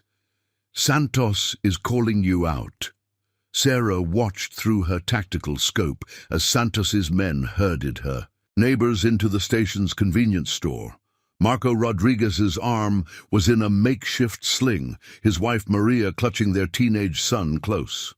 The Chen family huddled together, their usual dignity maintaining even under threat. All people she'd protected for years, now being used as bait. "Come out, Shadow." Santos's voice carried across all frequencies. "Face me or watch everything you've built burn, just like Kandahar, just like your husband." The mention of Emma's father crystallized something in Sarah's tactical mind. Santos wasn't just trying to control territory or eliminate a threat. He was trying to recreate the past, to prove he'd been right all along. But he'd forgotten the most important lesson from their Delta Force days. "Emma," Sarah commanded, her voice carrying the deadly precision that had once made hardened operators tremble. Execute Protocol Omega. Full spectrum response. Copy that, Emma replied without hesitation. Years of training disguised as mother-daughter games had prepared her for this moment. All teams in position awaiting your signal. Dean. Sarah moved like a ghost through prepared positions, each step calculated for maximum tactical advantage. Santos had turned her station into a fortress, but he'd forgotten whose fortress it was. Every security camera he thought was under his control, every defensive position he'd established, every piece of equipment he'd installed, all exactly where she'd planned for them to be. Remember your first lesson in Delta Force? Santos's voice taunted across their command frequency. Never let emotion compromise the mission, but look at you now, hiding in shadows, while I hold everything you love hostage. Wrong lesson, Sarah replied coldly, initiating the first phase of her counter-offensive. Throughout the neighborhood, carefully placed charges detonated simultaneously, not to cause damage, but to create precisely calculated chaos. The first lesson was, know your battlefield better than your enemy. The station's power grid went dark as Sarah's prepared protocols activated. Emergency generators kicked in, but they powered systems under her control, not the cartel's electronic warfare equipment. Santos's communications grid dissolved into static as embedded viral. Programs activated, turning his own technology against him. What's happening? One of Santos's operators demanded, professional composure cracking. We've lost primary systems. She's been planning this, Santos realized too late. The station, the equipment placement, the defensive positions. She led us right where she wanted us. Because Sarah Mitchell hadn't spent her years running a gas station, just waiting for threats to appear. She'd spent them preparing, turning her entire business into a weapon that could be activated at a moment's notice. Every fuel line, every security camera, every piece of infrastructure had been modified with military precision for exactly this. Scenario. All teams execute, Sarah commanded. Throughout the neighborhood, her prepared network sprang into action. Mike's garage crew disabled vehicle after vehicle with mechanical efficiency. Maria Chen's business network activated, turning every security camera and alarm system into part of Sarah's tactical grid. Rivera's loyal officers moved into position, containing corrupt SWAT teams with precise coordination. Mom, hostages are clear, Emma reported. Rodriguez and Chen families secured, moving to secondary positions. Sarah allowed herself a cold, a smile as she watched Santos's forces react to losing control of their command center. They'd thought they were turning her business into their fortress. They never realized she'd spent years turning it into a trap. You've gone soft, Shadow, Santos called out, trying to maintain control of his deteriorating position. The operator I knew would have eliminated every target by now. You still don't understand, Sarah replied, moving through darkness with lethal grace. I didn't leave Delta Force because I got soft. I left because I found something worth protecting, and you just threatened everything I've built. Because Sarah Mitchell hadn't become Delta Force's deadliest operator by being the most aggressive or the most lethal. She'd earned that reputation by becoming what her enemies feared most, a ghost who could turn their own strengths against them, a shadow that struck when least expected. Last chance, Santos, she broadcast across all frequencies. Surrender your people or learn why. They really called me Shadow. The night deepened as Sarah prepared to demonstrate exactly what happened when a ghost decided to go to war. Because some lessons can only be taught in darkness, and some predators are most dangerous when they're protecting what they love. The midnight air crackled with tension as 3 black helicopters approached from the south, their flight patterns showing military precision. Sarah tracked their progress through specialized optics, noting the professional coordination in their movement.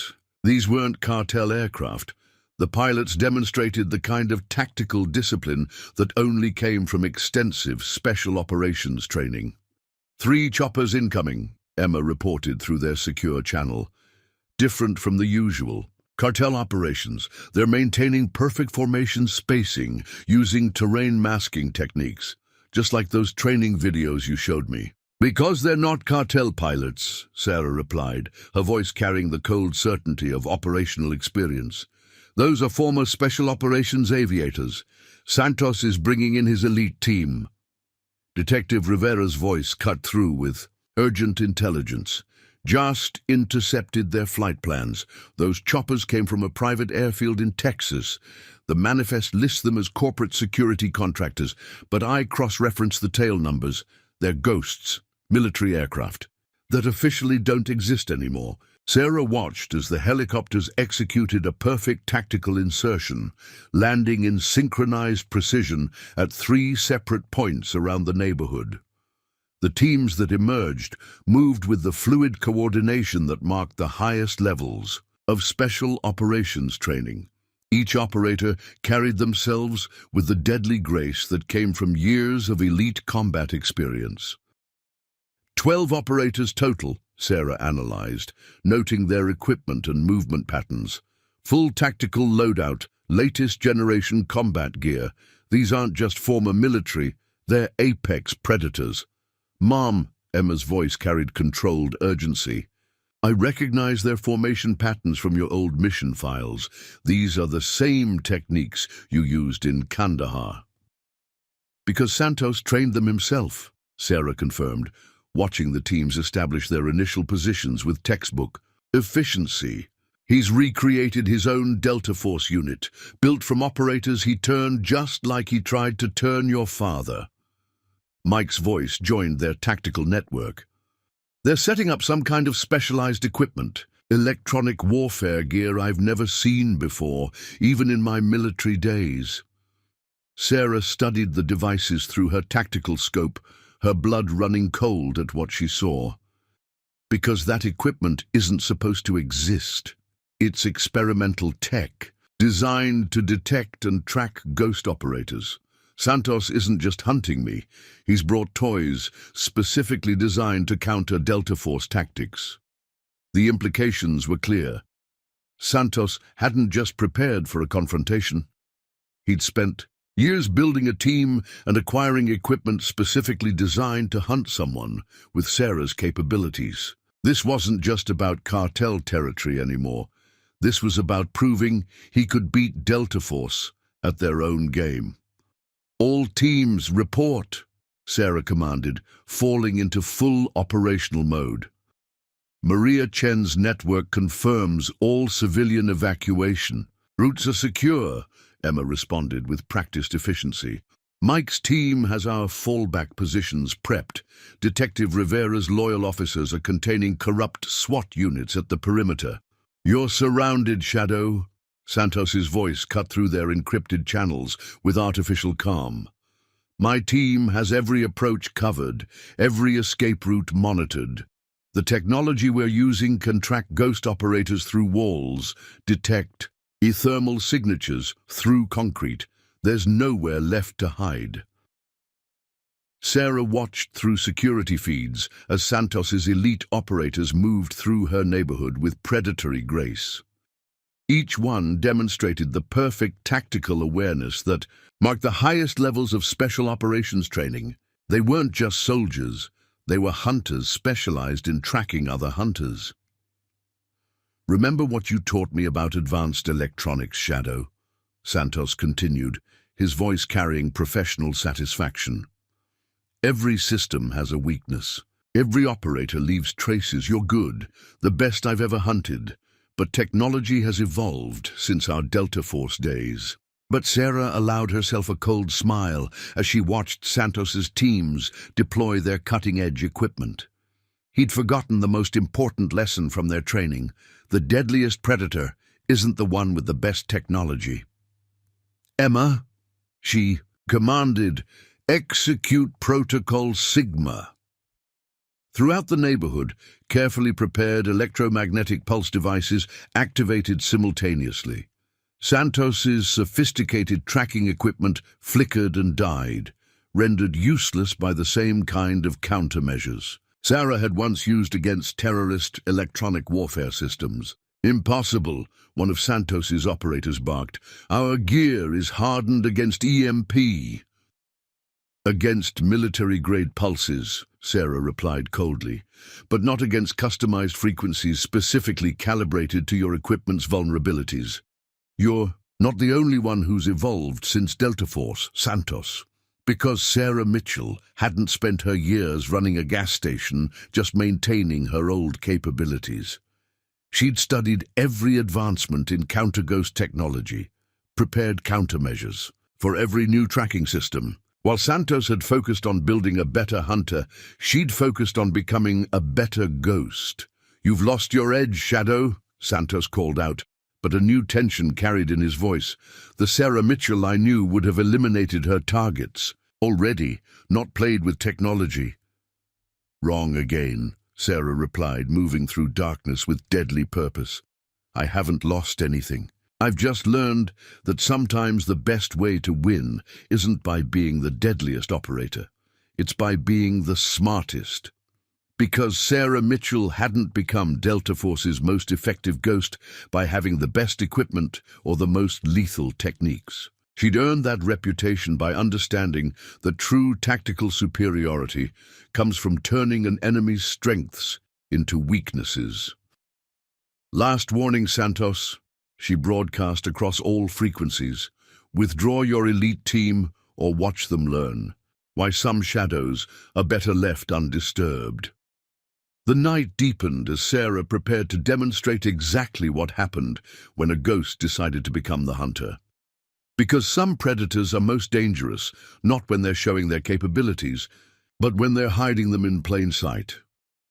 The desert wind carried the scent of fuel and tension as Sarah's neighbors demonstrated that sometimes the most effective resistance doesn't come from tactical teams, but from ordinary people protecting their community.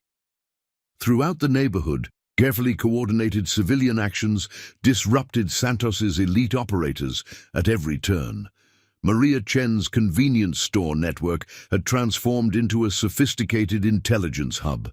Security cameras that once watched for shoplifters now tracked enemy movements with military precision. Every store owner who'd ever shared coffee at Sarah's station now served as an observation post, reporting troop movements through encrypted channels Emma had established. "Western Sector update," Maria reported through their secure frequency. "Santos's team is trying to establish a forward command post near the elementary school, but they didn't count on Ms. Rodriguez's daycare center having a perfect view of their position." Sarah watched through tactical feeds as Caroline Rodriguez, who taught half the neighborhood's children, calmly photographed the operator's equipment placement while pretending to arrange flowers. The intelligence flowed seamlessly into Emma's tactical network, allowing Sarah to map every defensive position Santos's team established. "They're setting up some kind of signal tracking array," Mike reported from his concealed position in the auto repair shop. "Latest generation military tech. But they made one critical mistake. They're powering it through the neighborhood's electrical grid. The same grid you've spent 5 years maintaining," Emma added with quiet pride. "The one where every junction box and transformer has been modified for exactly this scenario." Sarah allowed herself a cold smile as she watched Santos's elite operators deploy their sophisticated equipment. They thought their military-grade hardware made them invincible, but they'd forgotten the most important lesson from special operations. The deadliest weapon isn't technology, but preparation. "Execute Protocol Delta," she commanded. Throughout the neighborhood, carefully prepared power fluctuations rippled through the electrical system. Voltage spikes and brownouts played havoc with Santos's sensitive electronic warfare gear, turning their advanced technology into expensive paperweights. "Impossible," Santos's voice carried barely controlled fury across their tactical frequency. "Our equipment is hardened against power manipulation." "Against military attacks," Sarah replied with deadly calm, "but not against a civilian infrastructure that's been prepared for years by someone who knows exactly how your technology works." Because Sarah Mitchell hadn't just been running a gas station for the past 17 years. She'd been building a community, teaching them to protect themselves without ever revealing the full scope of their preparation. Every business owner who'd ever asked her advice about security cameras, every mechanic who'd learned her special way of modifying electrical systems, every parent who'd absorbed her subtle lessons about situational awareness, all of them had become part of an invisible defensive network. "Mom," Emma's voice carried professional satisfaction, "Mr. Chen's grocery delivery network is in position. Every truck driver who's ever stopped at our station for coffee knows exactly where to park to block Santos's vehicle routes." Sarah watched through security feeds as ordinary delivery trucks strategically broke down at crucial intersections, their drivers demonstrating the precise timing that came from years of unconscious training. Santos's operators found their carefully planned tactical routes blocked by seemingly random civilian traffic. "You're trapped in a web of your own making, Santos," Sarah broadcast across all frequencies. "Every person you threatened, every business you tried to intimidate, they're all part of the defense you never saw coming." Detective Rivera's voice joined their tactical network. "Federal task force is still an hour out, but something's changed in Santos's communication patterns. His operators are showing signs of professional concern." Sarah understood why. Santos's elite team had trained to fight other military operators, to engage targets who thought and moved like soldiers. But they'd never faced an entire community turned into a tactical weapon. Every civilian vehicle became a potential roadblock, every security camera a surveillance post, every storefront a possible observation position. "The neighborhood is the weapon," Sarah explained to Emma, watching her daughter coordinate their civilian network with practiced efficiency. "Santos expects us to fight like Delta Force, but we're going to show him something he's never trained for. A community that fights as one." Mike's voice carried grim satisfaction. "Santos's team is trying to establish new observation posts, but every time they set up, they find the positions already occupied by ordinary civilians going about their business. Can't clear them without blowing their cover." Because Sarah Mitchell hadn't become Delta Force's most effective operator by just mastering military tactics. She'd earned that reputation by understanding that true strength comes from transforming weaknesses into advantages. Now Santos was learning that lesson the hard way. "Remember what your father taught us about asymmetrical warfare?" Sarah asked Emma, pride carrying in her voice as she watched her daughter coordinate their civilian resistance network. "The most effective defense isn't always the most obvious one. Sometimes the best way to fight isn't with weapons," Emma replied, quoting lessons learned through years of careful preparation disguised as mother-daughter talks. "It's with people who know exactly what they're protecting." Sarah watched as her years of patient preparation transformed an ordinary neighborhood into an extraordinary defensive network. Every parent who'd ever attended her community safety meetings, every business owner who'd implemented her security suggestions, every teenager who'd absorbed Emma's subtle lessons about observation, all of them had become part of something bigger than themselves.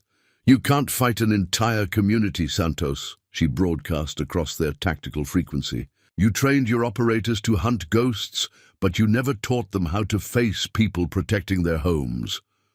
Because Sarah Mitchell hadn't spent 17 years just running a gas station.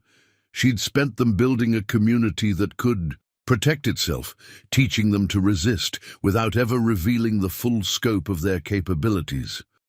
Now Santos was learning why some shadows are most dangerous, not when they fight alone, but when they teach others to become shadows themselves. The night deepened as Sarah prepared to demonstrate exactly what happened when a ghost decided to transform an entire neighborhood into a weapon. Because some battles aren't won by those with the most training, but by those who understand that true strength comes from standing together. The first rays of dawn painted the Arizona sky blood red as Santos made his critical mistake. Sarah watched through specialized optics as his elite team began setting up a forward command post in her gas station's garage bay, transforming her family's business into their tactical headquarters. They moved with professional precision, deploying advanced communications equipment and electronic warfare systems with textbook efficiency. "They're patching into our electrical grid," Mike reported through their secure channel, "using military-grade power converters to stabilize their systems against the fluctuations we caused earlier. Santos has adapted." Sarah observed the operation with cold calculation. Santos's team had learned from their earlier setbacks, bringing in specialized equipment designed to overcome civilian infrastructure manipulation. But they'd made one fundamental error in their planning. "Emma," Sarah commanded, her voice carrying the deadly precision that had once guided Delta Force operations. "Status report on Protocol Omega." "All community elements in position," Emma replied, with practiced efficiency. "Maria Chen's network has their supply lines under observation. Detective Rivera's loyal officers have contained the corrupt SWAT teams. Mike's mechanics have every escape route covered. We're ready, Mom." Sarah allowed herself a moment of pride in her daughter's composed professionalism before returning to operational focus. "Execute primary sequence. All teams, synchronize your watches. This ends in exactly 15 minutes. Throughout the neighborhood, carefully coordinated actions began with precision timing.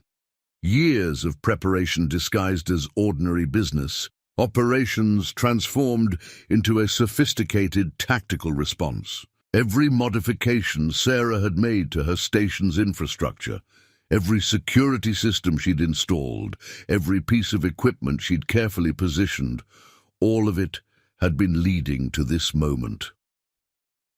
"Shadow," Santos's voice carried across. Their tactical frequency, breaking through encryption he thought unbreakable. "Your civilian resistance is impressive, but ultimately futile. My team has overcome your power grid manipulations. Our electronic warfare systems are now fully operational. There's nowhere left for you to hide." "Wrong lesson, Santos," Sarah replied coldly. "You're still thinking like a Delta Force operator, still fighting the last war."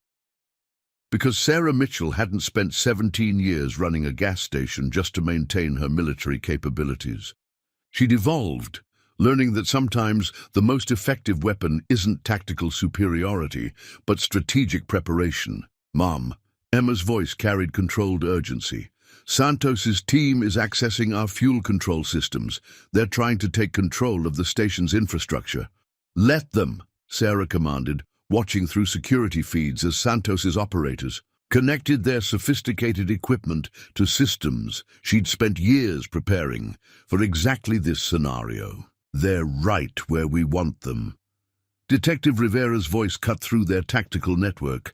"Federal task force is 30 minutes out, but Santos knows they're coming. His team is accelerating their timeline, trying to complete their weapons transfer before reinforcements arrive." Sarah observed as Santos's elite operators began moving military-grade hardware through her station's service bays, using her lifts and equipment to transfer their illegal cargo.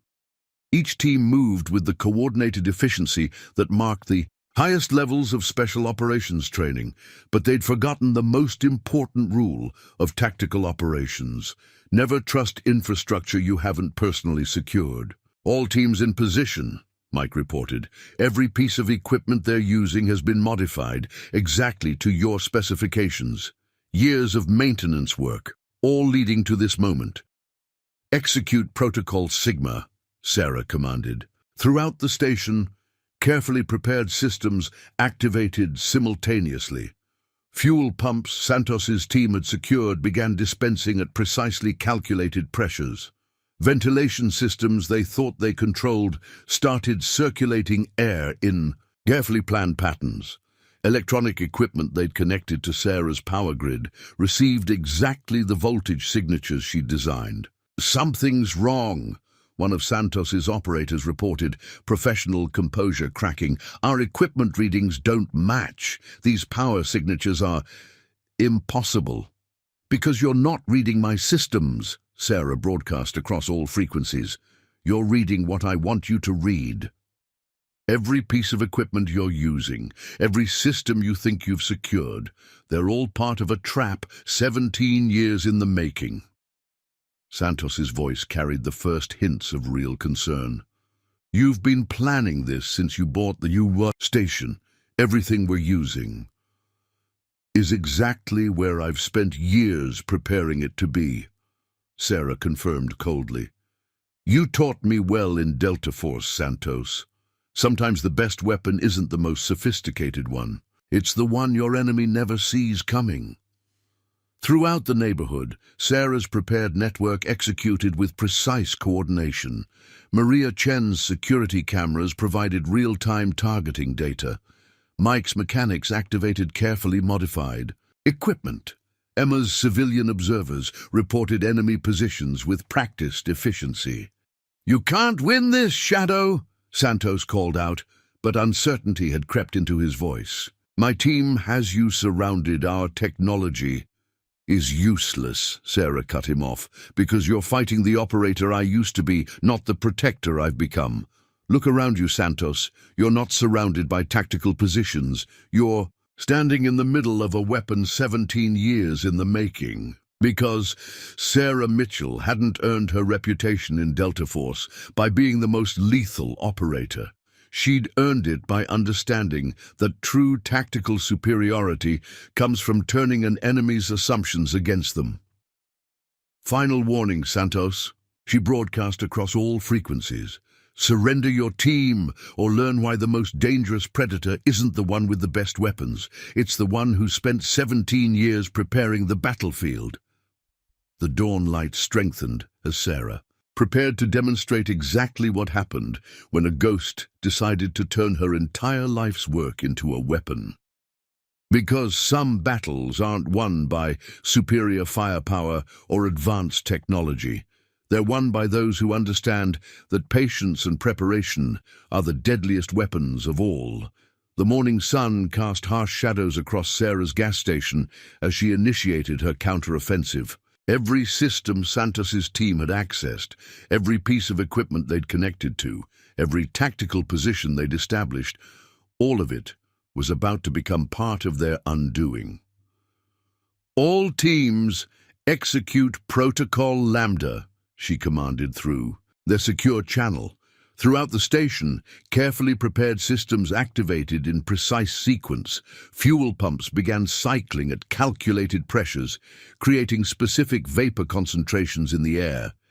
Ventilation systems adjusted their flow rates, establishing exact atmospheric conditions. Power systems delivered carefully calibrated electrical signatures to Santos's sophisticated equipment. "Something's wrong," one of Santos's operators reported, professional composure cracking. "These readings can't be right. The atmospheric sensors are showing impossible concentrations." "Because you're measuring what I want you to measure," Sarah replied coldly. 17 years of running a gas station teaches you exactly how to control fuel vapors, airflow, and electrical systems. Delta Force taught me how to kill. This place taught me how to control an environment.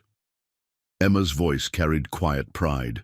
"Through their tactical network, Mom, Maria Chen's security grid confirms all civilian areas are clear. Mike's team has the perimeter sealed. Detective Rivera's loyal officers are in position." Sarah watched through specialized optics as Santos's elite team began to realize their predicament. Their sophisticated electronic warfare equipment, designed to track ghost operators through walls, was giving them false readings. Their tactical positions, chosen for maximum defensive coverage, had become potential traps. Their careful preparation was being turned against them with mechanical precision. "You've lost your edge, Shadow," Santos called out, but uncertainty had crept into his voice. "The operator I knew would have struck directly, not played with engineering tricks." "Wrong again," Sarah replied, moving through carefully prepared positions with lethal grace. "I haven't lost anything. I've evolved, learned that sometimes the most effective weapon isn't a rifle or a tactical team. Sometimes it's patience and preparation." Because Sarah Mitchell hadn't spent 17 years just maintaining her combat skills. She'd spent them learning every aspect of her business, understanding how to control fuel systems, electrical grids, and mechanical equipment. Now that knowledge was becoming a weapon more precise than any rifle. "They're trying to reconfigure their equipment," Mike reported through their secure channel, "bypassing our power grid, switching to internal batteries." "Let them," Sarah commanded. "Execute." Secondary sequence. Throughout the station, electromagnetic pulses precisely calibrated to Santos's equipment frequencies began cycling through hidden emitters. Years of studying military technology catalogs, of tracking special operations equipment development, of understanding exactly what countermeasures her old unit would employ, all of it culminating in this moment. "Impossible," Santos's voice carried barely controlled fury. "Our gear is hardened against EMP." "Against military-grade pulses," Sarah confirmed coldly, "but not against customized frequencies specifically designed for your equipment." "You taught me to study my targets, Santos. I've had 17 years to study exactly what technology you'd bring to this fight." The battle flowed through prepared channels as Sarah's counteroffensive unfolded with mechanical precision. Each movement of Santos's team triggered another carefully planned response.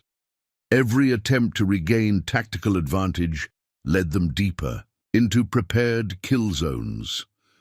"Mom," Emma's voice carried professional satisfaction, "they're falling back to secondary positions, just like you predicted, moving their weapons cache exactly where we want it." Sarah allowed herself a cold smile as she watched Santos's operators react exactly as their training dictated. They were elite soldiers, the best he could recruit, but they were fighting with a mindset she'd evolved beyond years ago. "Remember what you taught us about tactical superiority?" Sarah broadcast across their command frequency. "How the best operators don't just master combat skills, but understand every aspect of their environment." "You're still teaching lessons, Shadow," Santos replied, but his voice carried the tension of a predator realizing it had walked into a trap. "This isn't a training exercise." "No," Sarah agreed, watching through security feeds as her prepared protocols systematically dismantled his tactical positions. "This is a demonstration of what happens when you threaten someone who spent 17 years turning their entire life into a weapon." Because Sarah Mitchell hadn't become Delta Force's most effective operator by just mastering combat techniques. She'd earned that reputation by understanding that true tactical superiority comes from controlling every aspect of the battlefield. "Final sequence," she commanded. Throughout the station, systems Santos's team had thought secured began working in precise coordination. Fuel vapors they'd ignored as background readings reached carefully calculated concentrations. Electrical systems they'd trusted began delivering exactly the power signatures Sarah had designed. "Their equipment is failing," Emma reported with cold efficiency. "Electronic warfare systems are giving conflicting readings. Communications grid is degrading. They can't trust their own tactical data." Sarah moved through shadows with deadly purpose, each step calculated to take advantage of the chaos she'd created. Santos's operators were elite, trained to handle any combat situation, but they'd never faced an opponent who could turn their own technology against them with such precision. "You can't win this, Shadow," Santos called out, but his voice carried the first hints of real fear. "My team still has superior numbers, superior equipment." "Numbers mean nothing when you can't trust your tactical data," Sarah replied coldly. "Equipment is useless when the environment itself becomes your enemy. Look around you, Santos. You're not fighting an operator anymore. You're fighting 17 years of preparation. Every system in this station, every piece of equipment you thought you controlled. Because Sarah Mitchell hadn't earned her reputation by being the deadliest fighter or the most skilled tactician. She'd earned it by understanding that sometimes the most effective weapon isn't the one you carry, but the one you spend years building without your enemy ever suspecting. "This ends now," she broadcast across all frequencies. "Surrender your team, or learn why some shadows are most dangerous, not when they attack directly, but when they turn your own strengths into weaknesses." The morning sun strengthened as Sarah prepared to demonstrate exactly what happened when a ghost decided to become something more dangerous than just a deadly operator. Because some battles aren't won by superior firepower or tactical training. They're won by those who understand that true power comes from turning an entire environment into a weapon. The gas station's garage bay had become a tactical battleground as Sarah systematically dismantled Santos's remaining defenses. His elite operators, their sophisticated equipment rendered useless by her prepared countermeasures, fell back to basic and combat training. But against a ghost who had spent 17 years preparing this battlefield, even their exceptional skills proved insufficient. "Western sector clear," Emma reported through their secure channel, her voice carrying the composed efficiency Sarah had instilled through years of preparation. "Santos's team is falling back to the main building. They're abandoning their electronic warfare equipment, switching to direct combat protocols." Sarah watched through specialized optics as Santos's operators regrouped around their leader, their movements showing the precision that marked Delta Force training. But their usual confidence had been replaced by the wary tension of elite soldiers who recognized they faced a superior threat. "It was never about the equipment, was it, Shadow?" Santos's voice carried across their tactical frequency. "All these systems, all this technology, they were just distractions. You wanted us to focus on the sophisticated countermeasures while you prepared something more basic." "You taught me that lesson yourself," Sarah replied coldly, moving through prepared positions with lethal grace. "Sometimes the most effective deception isn't hiding your capabilities, it's making your enemy focus on the wrong ones." Because Sarah Mitchell hadn't spent 17 years just preparing technical countermeasures and environmental controls. She'd spent them transforming every aspect of her business into a weapon, from the most sophisticated systems to the most fundamental infrastructure. "Mom," Emma's voice carried controlled urgency. "They're accessing the maintenance pit in the central bay, using it for covered movement just like you predicted." Sarah allowed herself a cold smile as she watched Santos's team employ basic infantry tactics. They were elite operators, trained to adapt when technology failed, but they were still thinking like soldiers, still fighting the kind of battle she'd evolved beyond years ago. "Remember what you taught us about falling back to basics?" Sarah broadcast across their command frequency. "How the best operators don't rely solely on advanced technology."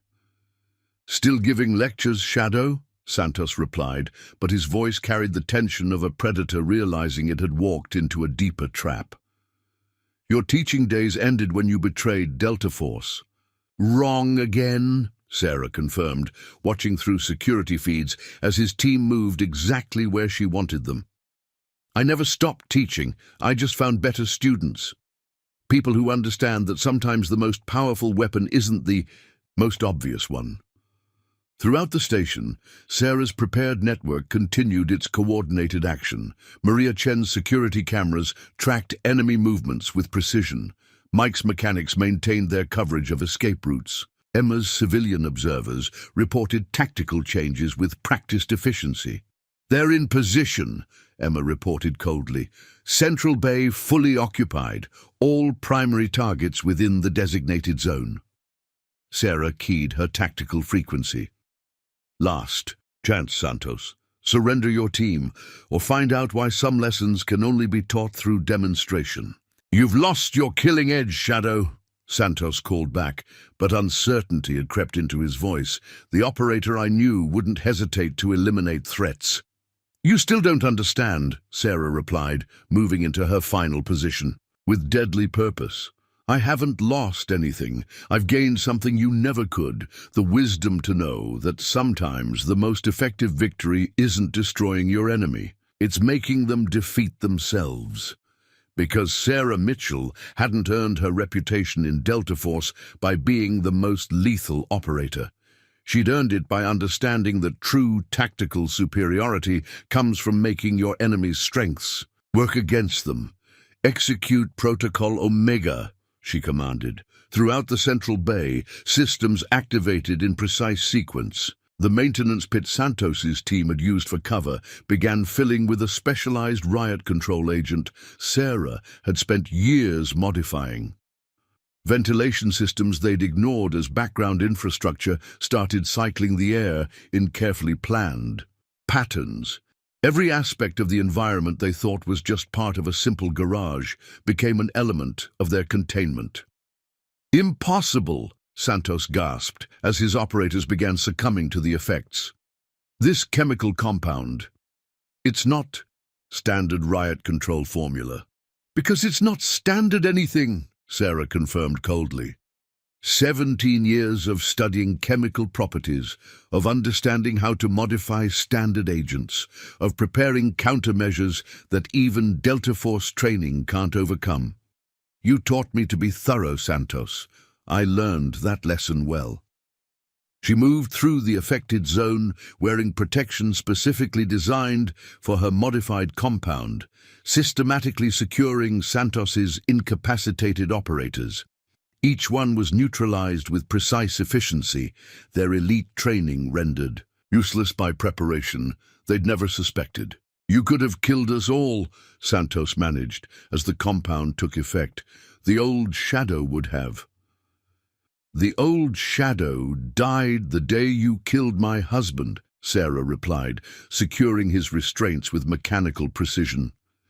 In her place, something more dangerous was born, a protector who understood that true strength isn't in how many targets you eliminate, it's in how many lives you manage to save.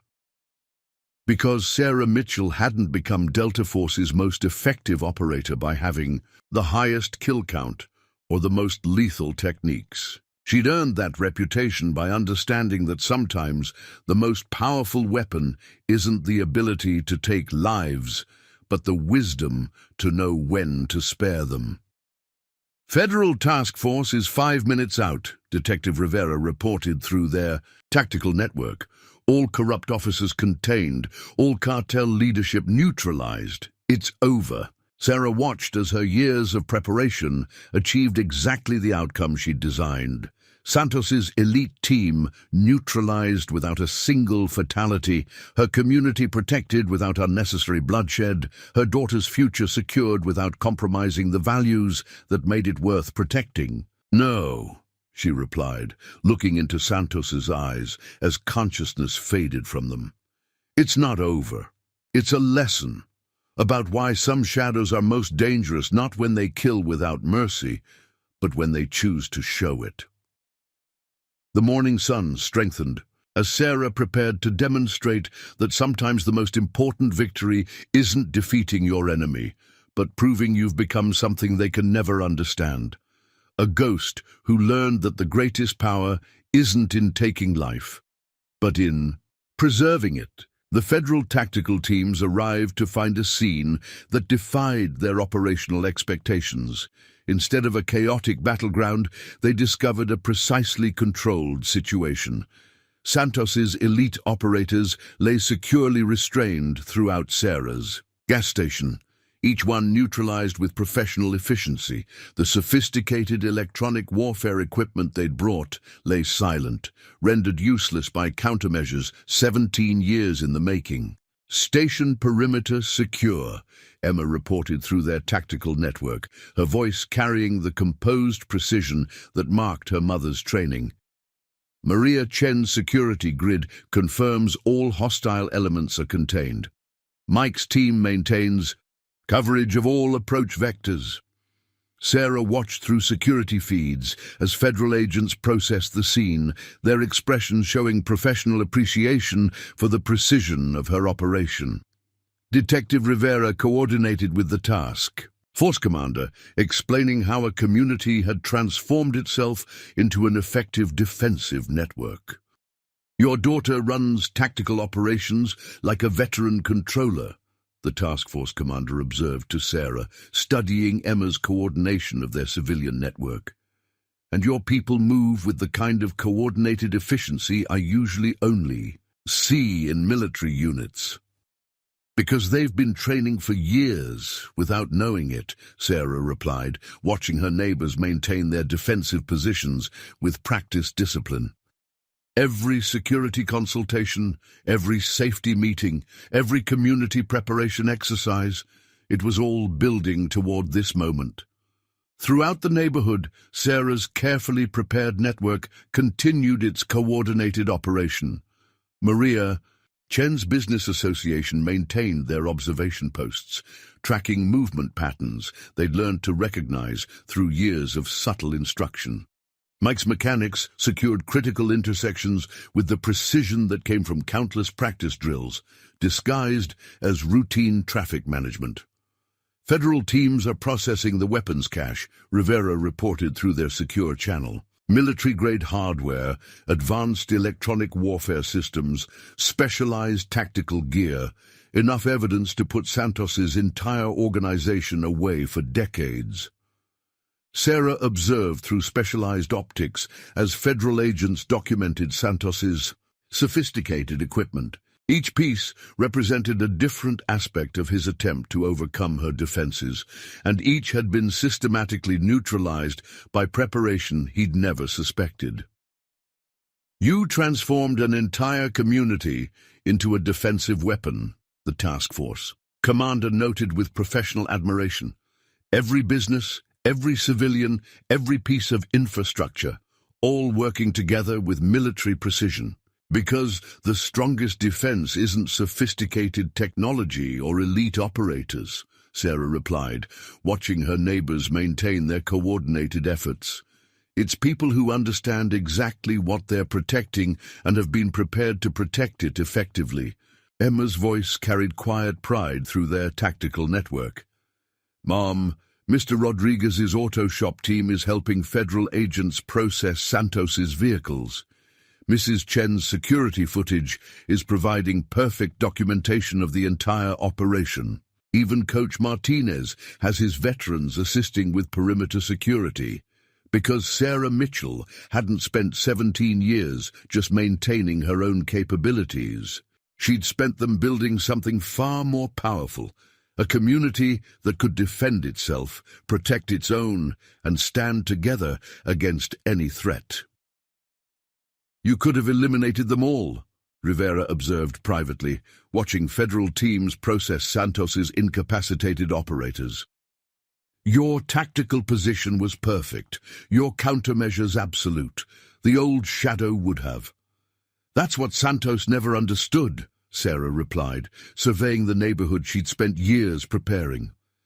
"Sometimes the most important victory isn't in how many targets you eliminate, it's in how many lives you manage to protect, how many people you teach to protect themselves." Throughout the community, signs of Sarah's long-term preparation became evident to the federal teams. Every security camera positioned for optimal coverage, every business modified for defensive capability, every civilian trained in basic tactical awareness, all of it representing years of patient instruction disguised as routine community engagement. They're processing Santos now, Emma reported with professional detachment. His team is being transferred to federal custody, all electronic evidence secured, all weapons catalogued, all tactical gear contained. Sarah watched through security. Feeds as her old adversary was led away by federal agents. Santos had brought elite operators, advanced technology, and sophisticated tactics to this confrontation. But he'd forgotten the most important lesson from their Delta Force days. Sometimes, the most effective weapon isn't the most obvious. 1. The cartel's entire regional infrastructure is exposed, Rivera added through their secure channel. Financial records, political connections, criminal networks, everything Maria Chen's business association documented over the years. They're done in this region. Because Sarah Mitchell hadn't become Delta Force's most effective operator by just mastering combat techniques. She'd earned that reputation by understanding that true tactical superiority comes from building something stronger than any individual operator, a network of people prepared to stand together.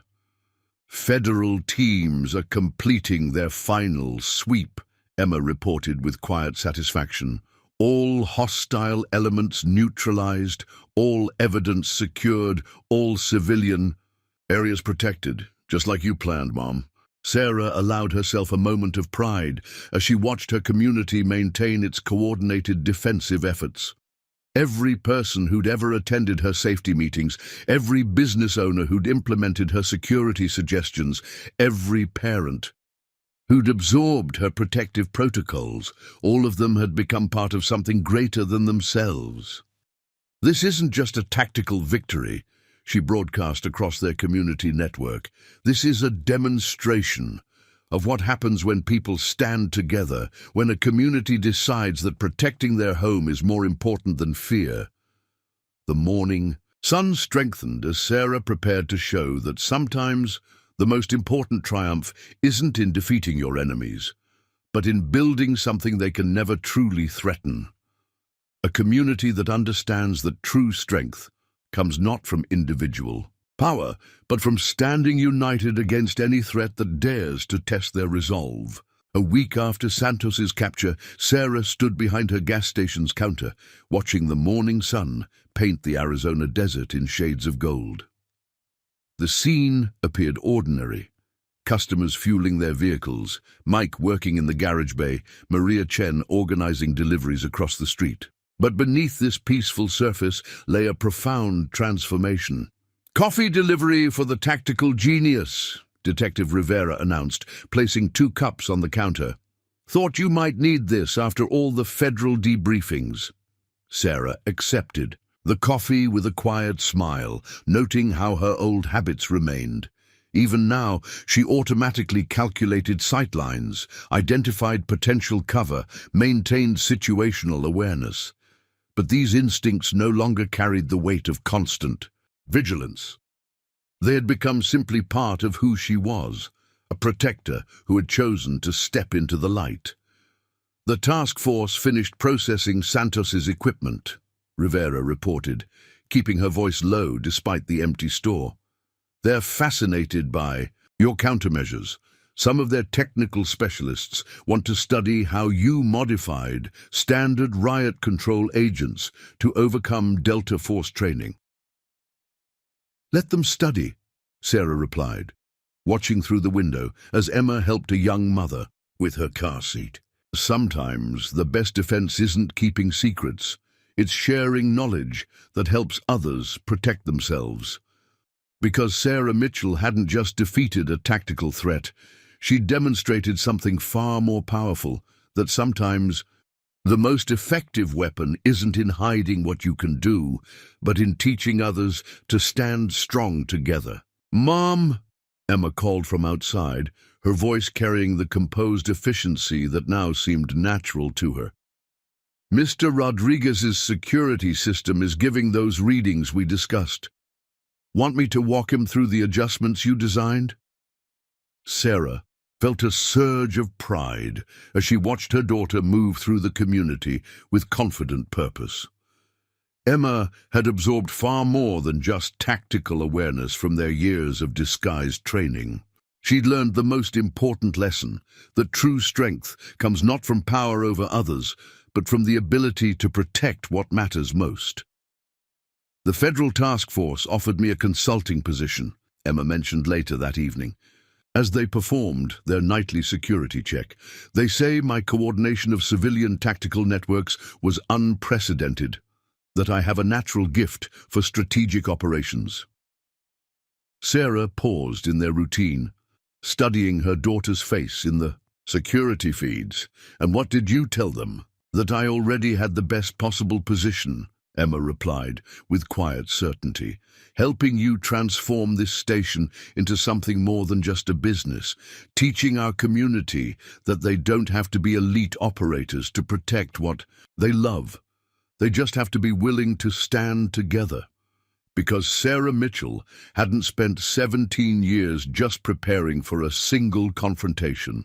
She'd spent them building a legacy that would continue long after any tactical victory, a community that understood that true security comes not from fear or force, but from people united in protecting their home.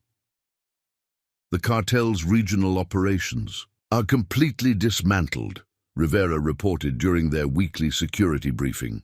Santos's capture led to a domino effect of exposed networks, but more importantly, other communities are studying how you transformed ordinary businesses into an effective defensive grid. They want to learn your methods. Sarah watched through their upgraded security feeds as her neighbors went about their daily routines. Maria Chen's delivery network now moved with subtle tactical awareness.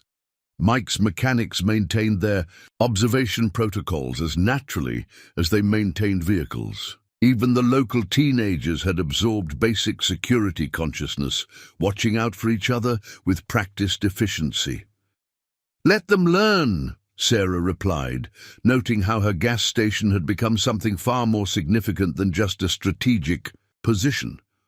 Because the most important victory isn't in defeating threats, it's in showing others that they don't have to live in fear, that ordinary people can protect themselves when they understand how to work together. The evening deepened as Sarah completed her final perimeter check. Her tactical gear remained secured in its hidden compartment, maintained with professional precision, but no longer carrying the weight of constant readiness.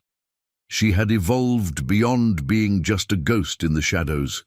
She had become something more, powerful, a protector who had chosen to serve in the light. "You know what I realized, Mom?" Emma asked as they locked up for the night. "Santos thought he was fighting the shadow from your Delta Force days. He never understood that you'd become something far more dangerous, a mother who taught an entire community how to protect itself." Sarah allowed herself a quiet smile as she watched her daughter implement their closing protocols with practiced efficiency. Because Sarah Mitchell hadn't earned her reputation in Delta Force by being the deadliest operator. She'd earned it by understanding that sometimes the most powerful force isn't in how many threats you can eliminate, but in how many lives you choose to protect. "Remember what your father used to say about true strength?" Sarah asked, watching the desert stars emerge above their station. "That it's not about being the most powerful person in the room," Emma replied with quiet wisdom. "It's about making sure everyone in the room knows how to stand strong together." The night wrapped their community in peaceful darkness as Sarah prepared to continue her most important mission, not hunting threats from the shadows, but teaching others to walk confidently in the light. Because some battles aren't won by those with the most lethal skills, but by those who understand that true victory comes from transforming fear into strength, isolation into unity, and darkness into dawn. Sarah Mitchell had been Delta Force's Most effective ghost, a shadow that hunted other shadows. But she had chosen to become something far more powerful, a light that taught others how to shine. Up next, you've got two more standout stories right on your screen. If this one hit the mark, you won't want to pass these up. Just click and check them out. And don't forget to subscribe and turn on the notification bell so you don't miss any upload from us.